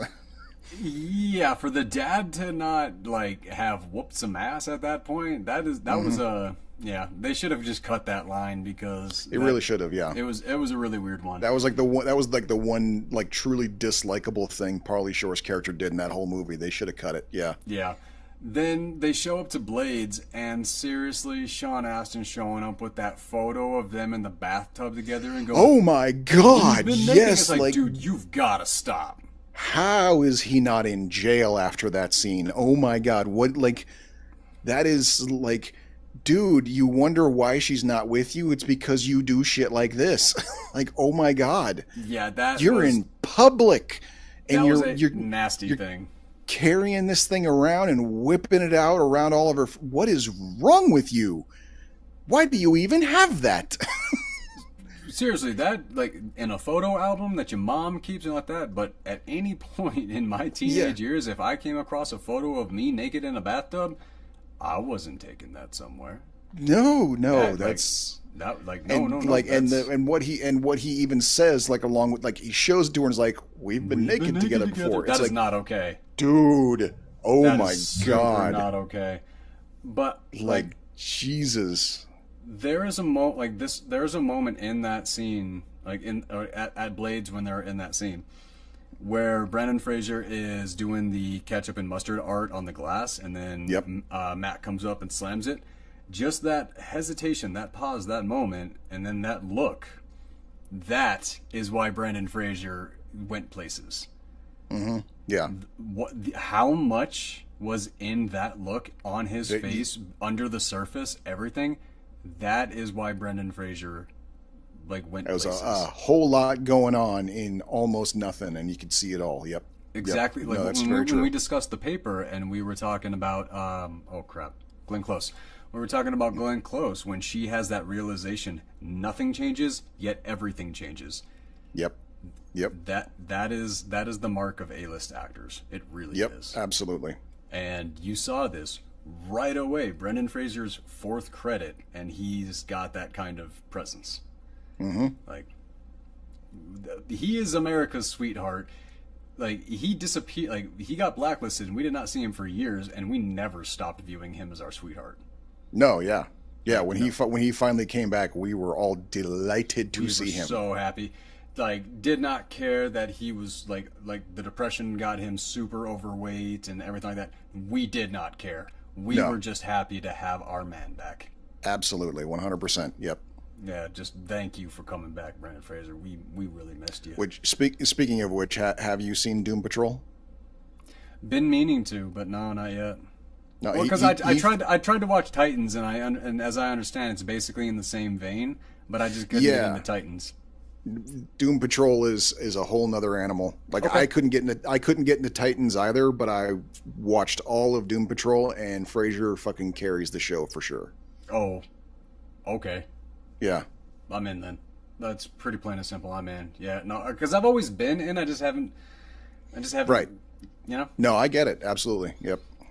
All right. Taking the hit from Matt, and Stoney's theory completely makes sense. Matt was not a threat. So as far as so when you think is a caveman gonna do the alpha male thing and stuff like that, we didn't even do the alpha male thing until later on in history Right. and crap like that. Like, that wasn't a thing. Like, that's crap that we've invented to make ourselves less bored during in society or something. Right. That yeah. is not a you thing. know, and it's the first time, since he's come out of the ice, that's the first time anyone's done anything at all Any kind that of was conflict, not, super friendly and happy. Like, he thought he was in a whole new great village where everybody's friends. This is the first guy to do anything at all negative to him. Yeah. Yeah, but also you got to imagine that primal instinct, that primal nature. It's okay, this guy's peacocking. He can't do anything though. You got to imagine, because you got to imagine Cro-Magnon, prehistoric figures, things like that. They were a little bit more connected to their primal senses than the average person these days is. Right. Yeah. He was the way somebody looks at you, you know what they're thinking. You're more in tune with pheromones, things like that, because your communication skills haven't adapted for here yet. Right. Yeah. So I do get it, and I did enjoy that. seriously, man, I'm excited to talk to you Yeah, about well, that what book. is interesting too, for like even Paul, for Stoney to like sum it up with, like, he's a pacifist, man. I mean, it's like he's not a pacifist. He's just a dude who knows that a fight ain't The worth it. You concept know, of war hadn't been invented yet. right? Exactly. You know, this it's like he It was pissed. survival. He's probably thinking like, I don't know what I did to upset this person, and I'm upset that he's upset, so I'm just gonna walk away, kind of thing. You know, like that. He seems But sad. That was the thing when he took the hit. He was walking he away did sad, seem like sad. That is true. like I don't know what I did wrong was basically his look, you know. Oh.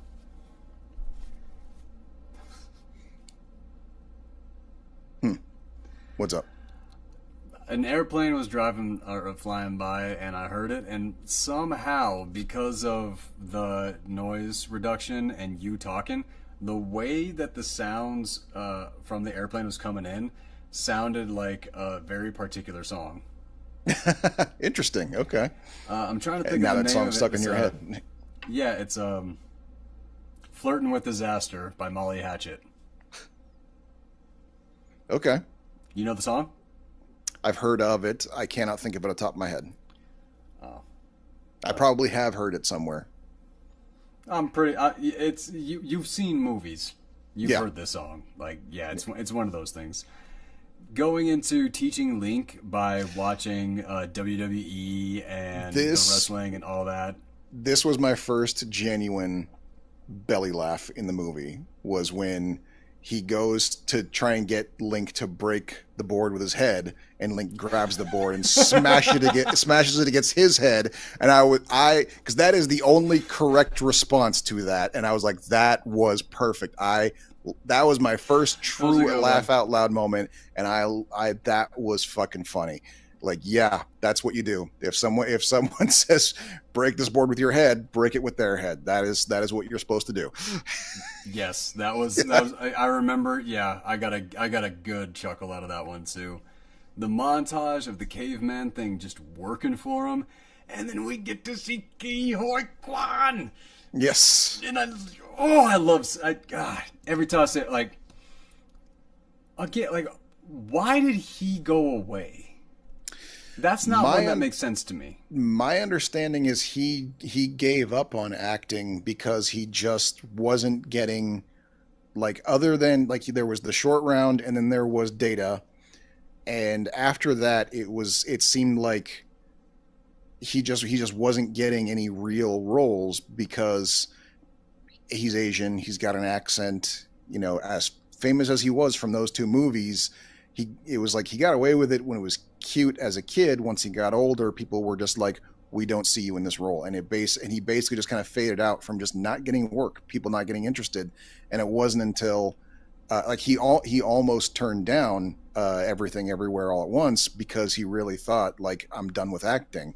They had to literally drag him out of retirement to get him to do it because he had given up on being an actor. No shit. That's I saw like a tiny clip of an interview, and that was the summation of it.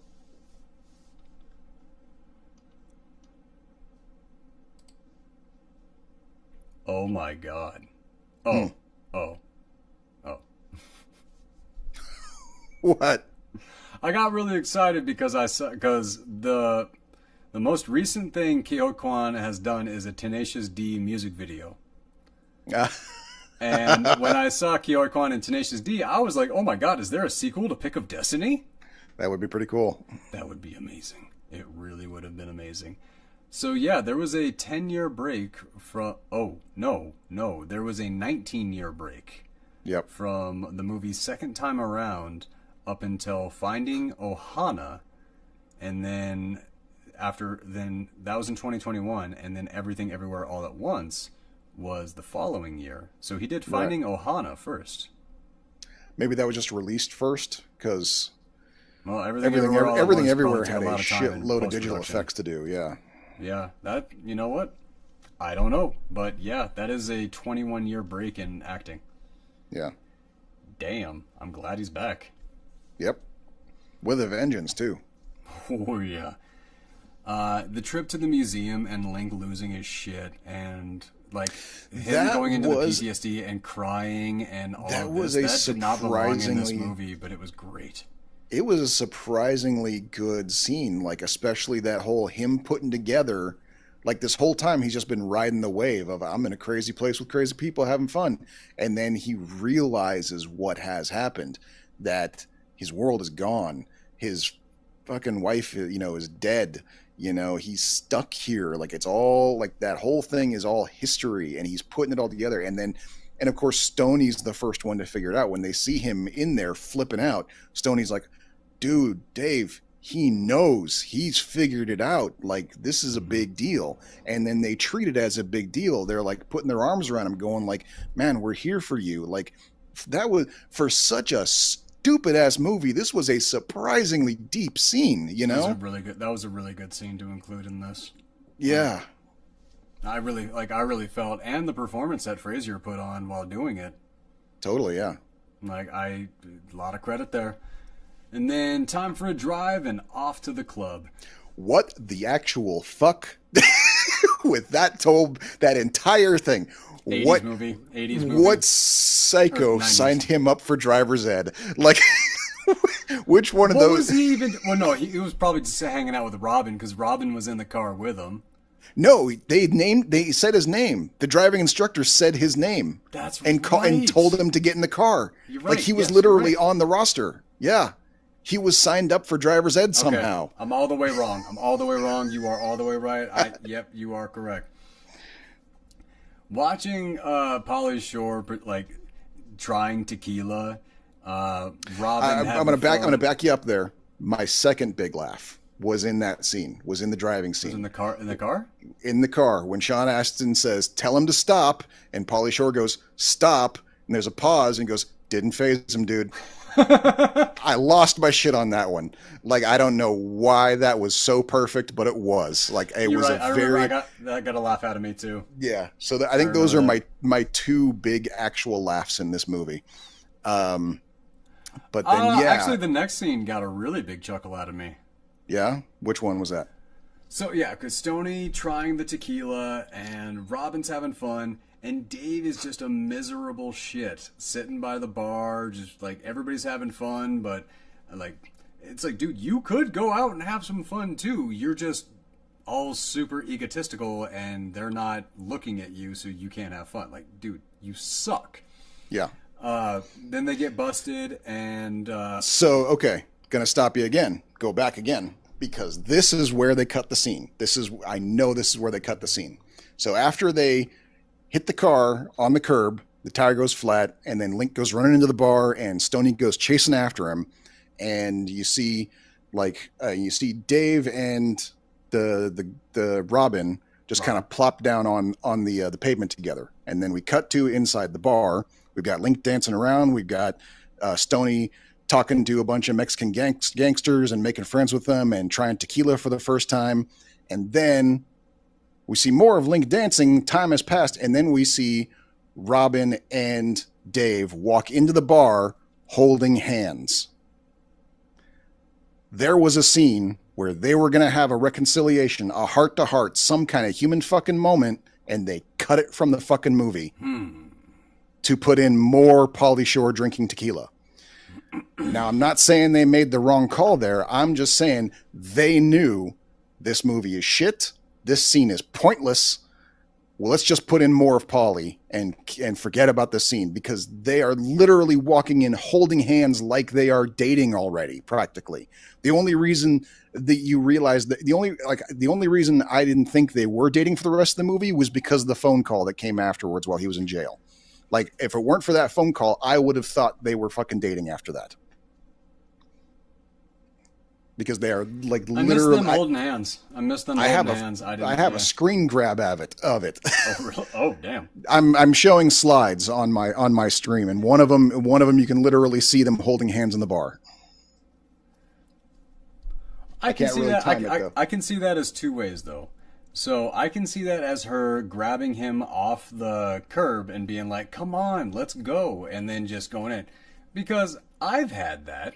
I've walked into places where somebody holding my hand, dragging me into a place. I've had There's got to be a way I can show this to you. Right there. It's right there. It's that one. Go to my stream and take a look. You can see them clearly holding hands like a couple. If you hurry, you can beat the delay. I can't find my phone. That's a little disconcerting. But yeah, okay. I'm gonna believe you. Okay. Okay. So yeah, all right. Then that would make sense to have him cut that. But my big laugh came from the scene was when they go up and they speak to Brendan Fraser. He's like, "What'd I say about anybody talking to my woman?" And then he just like, in Spanish, "The cheese is molten oldie." And then he comes back. He's like, "You're right, man. She ain't worth it." Like that's when That was when I started chuckling. And then she comes by and slaps him, and then he turns around and cries into the other gangster's hand, like chest. And I was like, okay, and I was like, that was where I was laughing. Like that was one of those moments where it was like I was laughing until I stopped cringing. Yep. And I think Pauly had a lot to do with that too, because clearly Pauly's humor is all about subverting maleness kind of thing. And so he was probably the whole time he was running with those guys during that scene, he was like, "Oh no, here's what you got to do. Here's what you got to do. Do this bit where you like, you know, he steals your woman and you just like, she's not worth it. And you cry to your buddies. Like, I'm sure Paul, that was more Pauly than it was the rest of the movie. I have no idea. I just enjoyed it. Matt waiting for Robin and acting like a damn psycho. Yeah. That moment, like that was one of those moments where I just started getting uncomfortable. This is a precursor to There's Something About Mary. Everybody who's into this girl is a fucking psycho. Pretty much. Good call there. But the way that he ends that with, "Who's cooler than me?" Like, oh God, come on. Yeah, this, like, no. Like, who they cast, how he did it, like, they did a good job. Yep. The jail call to ask Robin to prom, and then she asks him to ask Link to go with her instead. Yeah. So much pain in doing that. Like, that made me go against Robin a bit. Yeah, exactly. See, that was a moment for me where, because it's like, first of all, she's asking him, which obviously, even though we didn't see the scene, they cut it. Obviously, they had a heart-to-heart earlier, and so now she's saying, "Hey, can you ask your friend out for me?" Okay, shitty. Secondly, she knows her best friend's into him. She literally said, "The import is mine." What happened to bros before hoes? You know? So it's like, now we know. This was the moment where I was like, oh, okay, these two were made for each other. They're both shitheads.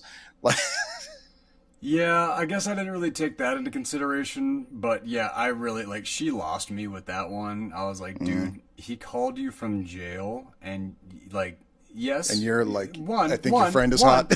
Do not lead, like, no, she is right here. She is in the right. Do not lead somebody on if you do not like them, and she never did.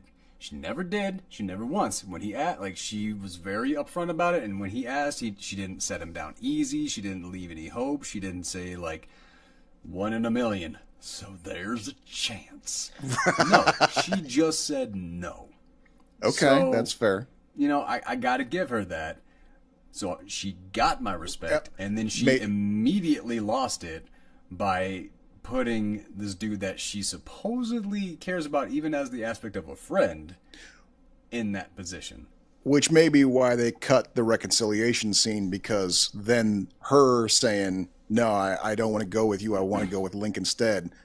That probably would have been way more of a jarring scene if we saw the reconciliation scene on the sidewalk. If you're right about there being a reconciliation scene there, then I do agree with you that would have been the place to cut it.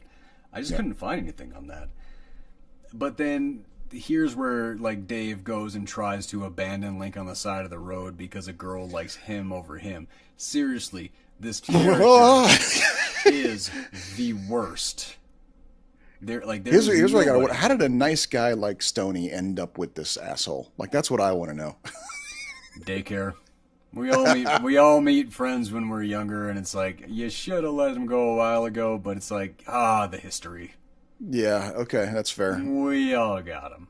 Yeah. We all got him. At least, maybe not still, but, like, we've all had those people in our lives that, like, man, this should have ended 4 years ago. Like, this should have ended, like, we all have that we latch on and we stick to it a little bit longer because, you know, we were friends. Things were good. It could be again.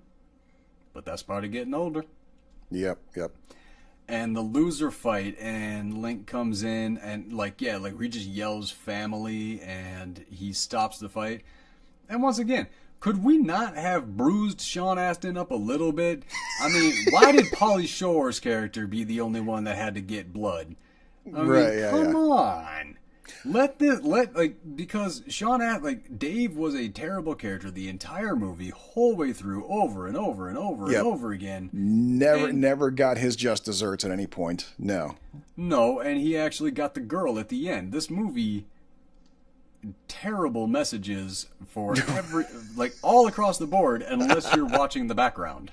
Right, yeah. Yep. I mean, Dave prepping her, you touch her. Dude, like you could. Who the fuck do you think you're fooling, boy? Just come on. Matt breaking in and then just happens upon the photos of Link hidden behind the stalker picture of Robin. Right. It kind of worked. It kind of made sense because that picture was sitting on the mantle of the window he's breaking into. No, I do get that. But what are the odds of it being there? They made an effort to make it work. I felt that didn't bother me nearly as much as it could have.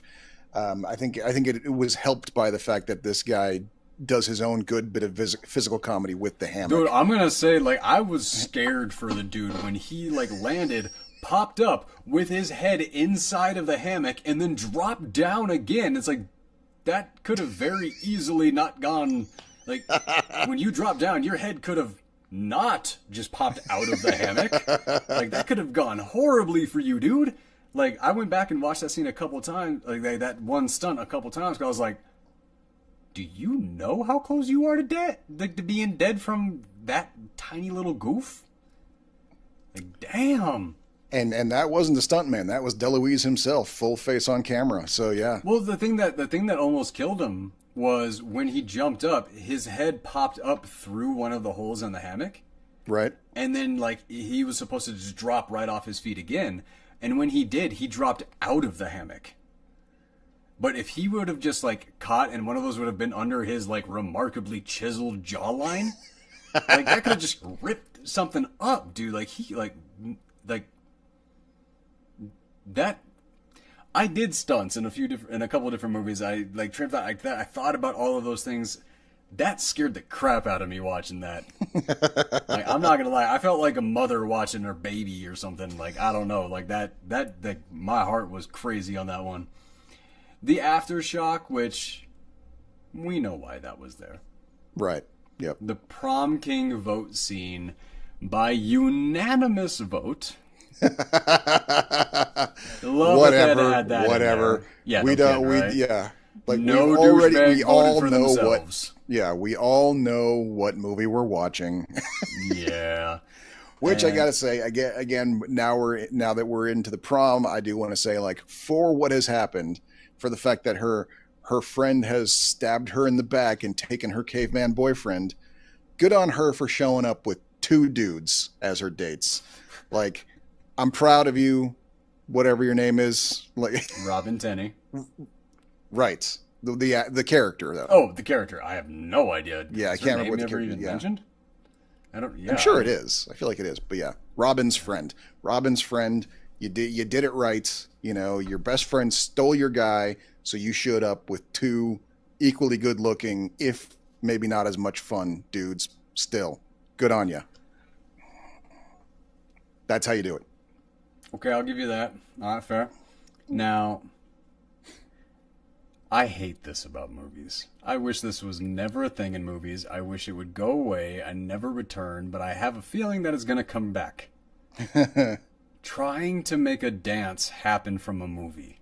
They were trying to start a new Caveman Cupid shuffle with the end of this movie. Yep. And I was like, okay, no. And then Sean Astin jumps in. He's like, watch this. And then he jumps in. I'm like, don't do it. Don't do it. And then he starts doing the exact same choreography. I'm like, don't you do it. Don't the rest of you do it. And then the entire school jumps in. And they're all doing this fancy choreographed dance. And I'm like, fuck movies.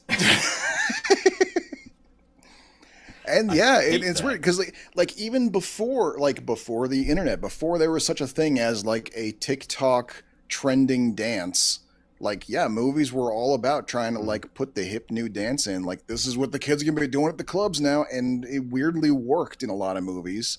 It did not work with this one. It did not work with Super Mario Brothers. Nope. But they did finally. I think it finally died off after this. I can't think of any 90s movies that did it. Oh, it was plenty. still in. Yeah.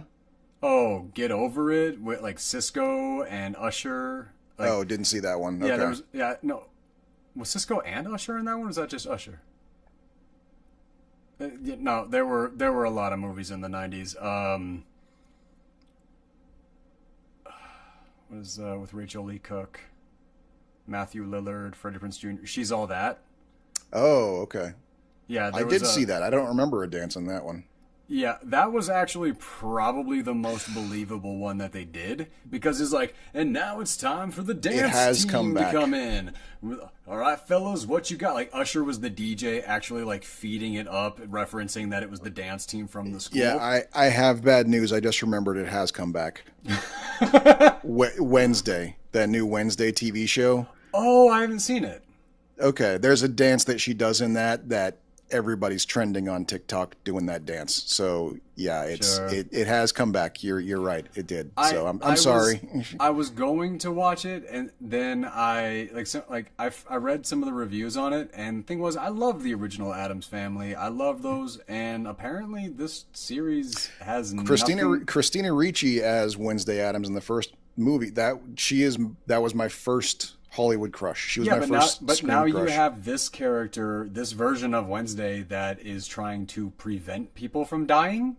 Yeah, that's not Wednesday Addams. Like that. I haven't. Like that was the thing. You know? Yeah, I haven't watched it mainly because of Tim Burton being involved, and that's also a thing. I am not a Burton guy. I got fed up with Tim Burton's shit after Nightmare Before Christmas. That was it. I haven't done Tim Burton since. Alice in Wonderland. Didn't even see it. Yeah, like I watched a little bit of it. I was like, dude, I understand what you're going for, and the thing is, Burton has a lot of fans. A lot of people like it, everything like that. I'm just not one of them. Yeah. Like Batman. That was the Burton that I enjoyed. Okay, yeah. Maybe Batman Returns. Not quite so much, but still. I'm trying to think. That's another one of those directors. The more power he got, yes, his fan base grew and his fans love it. Yeah. But the people who were like on the fence whether that's their style or not, no, that pretty much that shot the rest of us right out of it. Yep. Edward Scissorhands. Yeah. I really liked that one. I did. I love Edward Scissorhands. Yep. But see, that kind of movie, that kind of like a very stylistic, alternate reality type thing, like basically a movie that, like, if he would direct a movie on a book, like a movie adaptation of a Dr. Seuss book, it would probably be perfect. Okay, yeah, I could see that. Sure. Like that's the kind of weird that he is. But to jump in on other source material, nah, man, I'm just not here for it. Yeah. The frickin'. So now we're at the pool party. Pool party, and Dave gets the girl. Why? For no fucking does reason. Dave get the girl? Like, I remember when watching it, she, like, it's the usual, like, and this is a thing that we have seen in thousands of movies like this. It's practically the same lines where she turns to him and goes, it was a really cool thing that you did. Like, that so many movies have that line as, that's the part where she's like, I accept you now. Now let's kiss. And she says it to him. She says the line, it was a really cool thing that you did. And my first thought was, what the fuck did he do? He didn't do a goddamn thing. He didn't do anything. What cool thing did he do? He didn't do shit in this entire fucking movie. Like, the best thing that he did was decide against abandoning his friend. Which, Right, he didn't even have the capability to do, because like Stoney could have just put him on the back of the moped. Right, yeah. Like he had to get beat up by his best friend to finally make that one right decision. Yeah, no, this like my final okay, so yes, we get Return of the Cave Woman, which there is an Encino Woman that is a TV movie where it's called Encino Woman, which would indicate that it's a sequel to this. That would suggest the woman yes. that is thawed winds up falling in love with some businessman. Ew. Yeah, no, it's not. Yeah, I've never seen it. I'm not gonna watch it. It's super low rated, and yeah, but no. So we see, and I actually appreciated that. Because especially after the museum scene where he's all broken up and he's realizing that his world is gone. The lady that we saw at the beginning of the movie, who he literally was trying to reach for her when the cave in happened during the earthquake, and then he wakes up. The weakest reach in cinematic history. Yeah, no, it could have been that scene could have been better. That scene could have been more dramatic. But yeah, now all of a sudden, oh well, yeah, why not? Why not? She's also buried right next to him, and it only took another small earthquake and a bit of rain to bring her up to the surface, and she thawed out in a matter of minutes. And also, apparently, it's just finding the bath and soap and all that stuff is figured out bubble natural. baths immediately. Yes, yeah, that's natural human instinct. We know we can recognize a bubble bath. The caveman had to be taught all that stuff, but no, the cave woman knows exactly how to suds up the bath and get the bidet to the right temperature. No, right, yes. Come on, the last 20 minutes of this movie were so incredibly lazy. But also, Brendan Fraser didn't even enter this movie until 33 minutes in. It took that long. Was that how long it was? Really? It was that long. 33 minutes in before... It was 33 minutes, 16 seconds or something. To its credit, it didn't feel that long. It didn't. That, I think, was the amazing thing about both of these movies, is that for as, lackadaisical... Well, because Burbs is 2 hours long. This is an hour and a half. Yeah, and that's the thing, is both of these movies, at no point was I pausing it to check to see how much more of this was left to go. Yep. Which I have done on movies past that we have done on here, where I'm just going how much more of this shit. As much as I'm tearing both of them apart, that did not happen with either of these movies. I was there for the whole thing. It all flew by. And that's why I say, as objectively bad as they are, they have saving graces. They remain entertaining because, and I think that comes down to the fact that the people who made the movies knew they were bad and just fucking had fun with it. These were movies that were made by film lovers. Yes, this was a part of the Hollywood business model, but these were these filmmakers. They actually love the movies. They knew that these were studio money making films, and they were like, we'll just do whatever we can get away with, and they did that. They were pranking the studios, is what they were doing. These movies were studio pranks. I can kind of see that. Yeah, I can, but also there were so many movies like this at the time that I can also see the other side of that. My very final note on this movie was so damn dumb, but it still gave me cringy nostalgic love. Right, yeah. That's what's amazing. And I wish I could look. I wish I had seen this movie when it came out, because maybe I could answer this question. It would have been better for you, I think. Maybe, but that's the thing, is like I said, the movie came out, it was an instant thing. Everybody was doing Pauly Shore bits. This movie was the herald of an era. Why? That's what I don't get. How did this movie become the cultural icon of my generation, and to no small part yours as well? I don't think it's this movie. I think it's Pauly Shore. But it's this movie. It started it. That's the thing. It's when people, this was the first part of a 3-movie deal that Pauly Shore got with Disney. Yeah, and so anybody who's even a little bit of a Pauly Shore fan, this is the movie they always bring up first. Really? Yeah. For me, it's In the Army Now. That's okay. That's if I'm talking Pauly Shore, In the Army Now or Biodome. I've seen Biodome. I forgot that I've seen Biodome. I was happy when I didn't remember that I've seen Biodome. Oh, come on. You got Jennifer Tilly showing up and Oh no, everyone's good in it, but I mean, my God. very dumb. Very, Yeah. very dumb. However, like one my favorite scene from that movie, and it's been a long time since I've seen it, but it's that moment where it's like, are you sure this tactic is going to work? Of course it has worked. I've dealt with many hostage situations.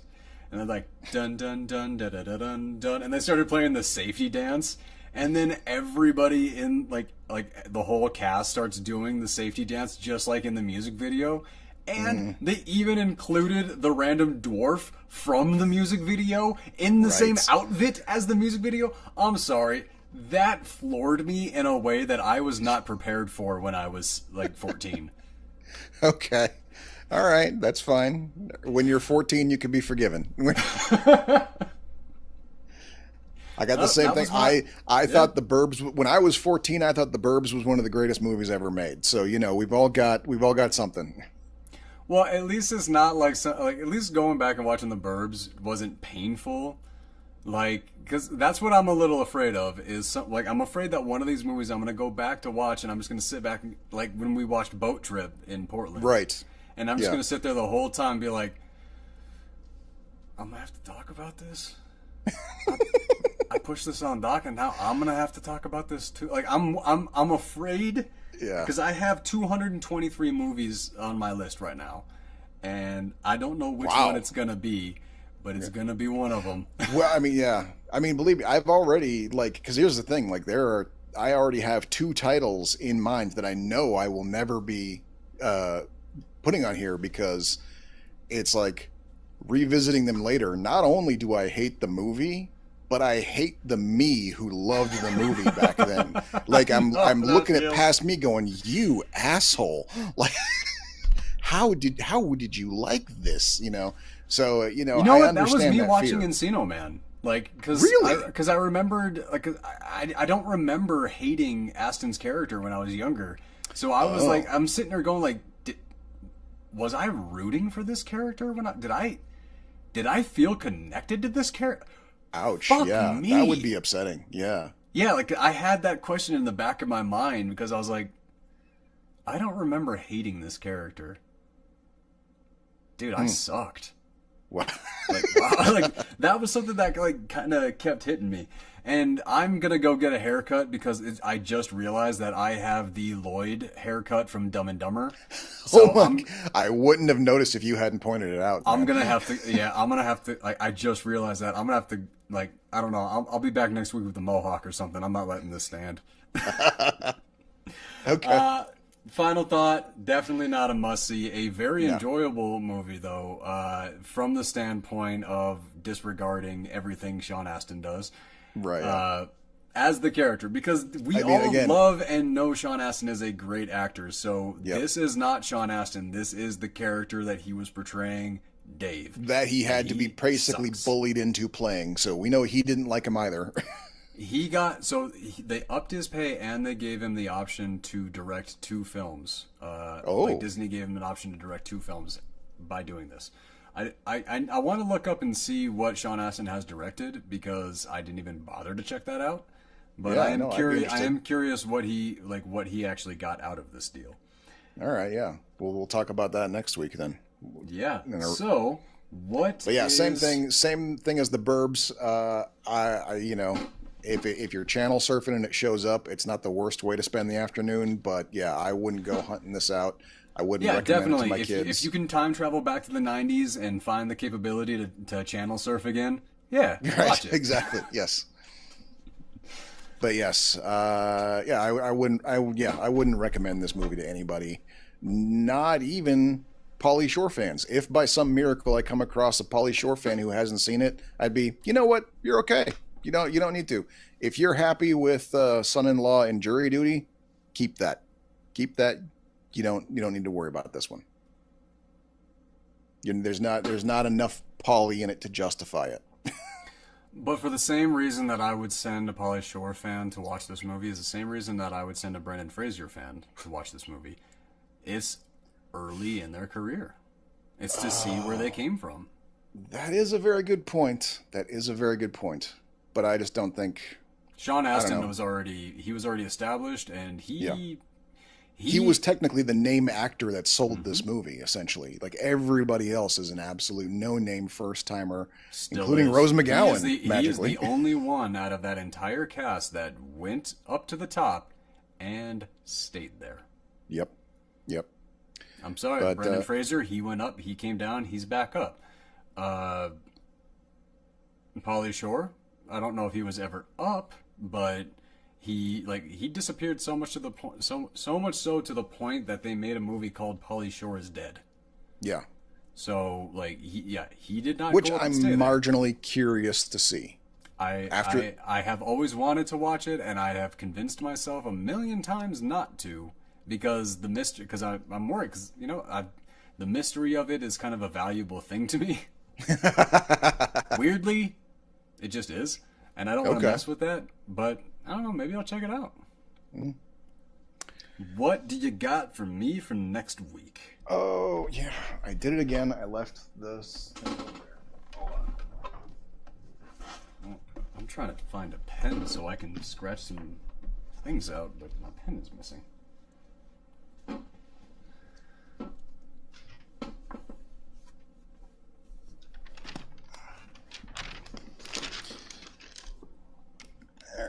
I actually spent some time on the IMDb just looking through random movies to try to, because my original list is already starting to run dry, and so I was like, I need to add to this. So I just kind of like started looking through random like people who like this movie also like this movie type listings on the IMDb to see if anything jumped out at me to be like, oh yeah, we should do this. Doc, And I've got a couple here that I think would be interesting. Doc, Um, can you see this? oh, your 220 plus list, yes, yeah. Yeah. See, I'm trying not to do that because like I added six on here, six new movies on my list, and I was like, well, I just added 6 weeks to it or more if we're doing audience suggestions. So like I can worry about this problem 6 weeks from now. I'm done. Okay. All right. I'm gonna go with a very very weird science fiction movie from 1998 called Existenz. Damn, I was hoping it was going to be one that I've seen. I have never seen that. I don't even know how to spell that. You're going to have to like text me that or something. Okay. It's one of it's basically it's a late 90s movie about virtual reality at a time when virtual reality was just like Lawnmower Man? nope. It's after Lawnmower Man, and this is different because here's the weird thing. Here's what's weird about it. The virtual reality interface is biological. People literally attach like extra brains onto themselves in order to put themselves into the virtual world, and the brain has the fake world inside it. Interesting. That is It's a brand very new very concept. weird movie. It's a very weird movie. Hold on, let me look up who stars in it real quick. I should have done that beforehand. Okay, so while you're doing that, I'm gonna give you the heartfelt comedy, Okay. or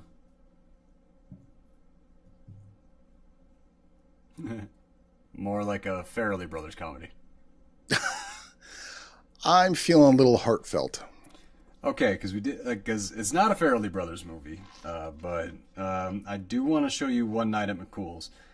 But the movie that we're going to cover next week, damn it, actually, let's take a look at the audience participation real quick. Okay. And see Okay, what here we they go. gave us. Existenz stars Jude Law, Jennifer Jason Leigh, Ian Holm, and Willem Dafoe. Okay. Yeah, I'm in with that. Yeah. Okay. I just went back to check some of the comments, and we got a comment. Are you sure you're not describing a sugar baby with her daddy? When we were talking Requiem for a Dream and like what a whore is. See, that was what I was trying to say. Yes, there is a difference. There is a difference. It's a subtle difference, but there's a difference. Yeah. Okay. To hell with it. Our audience participation has not been outstanding. So we need. No offense, current audience, but we need a bigger, better crop of audience first. Y'all need to step up your recommendations, because there is, sure, your favorite movie, and Requiem. I really enjoyed jumping in on Requiem. I'm not going to say that I didn't, but recommending Fear, no. I mean, come on, you can't.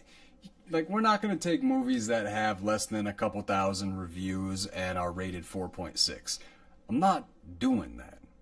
We are. I said this last week. We are not. How did this get made? That is not this show.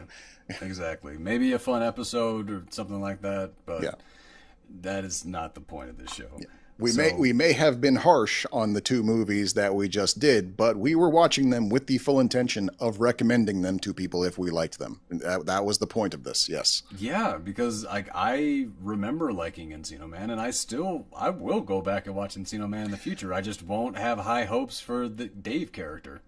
I feel the same with the Burbs. Like I liked the movie less this time than when I was a kid when I first saw it, but I will say it holds up with the right audience, but not enough that I would ever recommend it to anybody. I'm glad I saw it again, but I'm not putting it out there as everyone's got to see it. It was fun to see Tom Hanks back in his younger years. It was fun to see Brendan Fraser and Pauly Shore when they were just getting going. Like, yep. It's fun to see these things, but leave them where they're at. So, the movie coming from me this week is going to be Secondhand Lions, starring Robert Duvall, Michael Caine, and Haley Joel Osment. Okay, I remember when that came out. I have not seen it. Okay, this should be interesting. Yeah, that struck me as a bit of a tearjerker. Is this a sad movie? Am I going to be crying by the end of this movie? It's okay if I am. I just want a warning. That's all. It depends on what makes you cry, I guess, but happy tears. Okay. All right. Yeah. Like that's yeah, I don't think, like, I wouldn't call this sad. Like, okay. if I did cry, which I may have, because I cry a lot, because I really love, like, when movies get me emotional, I let it go all the way. Yeah. But if I was crying, it was through a smile. Okay, all right. And I'm really looking forward to that then. Yeah, I'm really looking forward to watching this one again.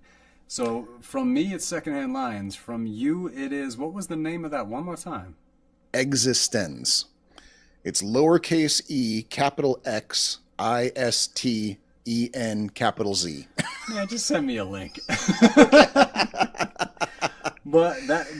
I'm pretty sure that they're after. Oh, go ahead. It is a profound. I'm going to be revisiting this. I do remember it being profoundly weird. And here's the thing: I don't remember if I liked it or not. Oh, it's going to be okay. Well, at least okay. I know Secondhand Lions is it's not like one of the best or anything like that. But for God's sakes, man, everybody who is in this movie brings the heat, and it's sometimes for some really goofy shit, and it's just great because it's Michael Caine and Robert Duvall. Yep. Okay. Yeah, I'm looking forward to this. Yeah, it's a really fun one to watch. All right, so that's going to be us for this week, and we will be back next week, Thursday, hopefully 7 p.m. with no tech issues.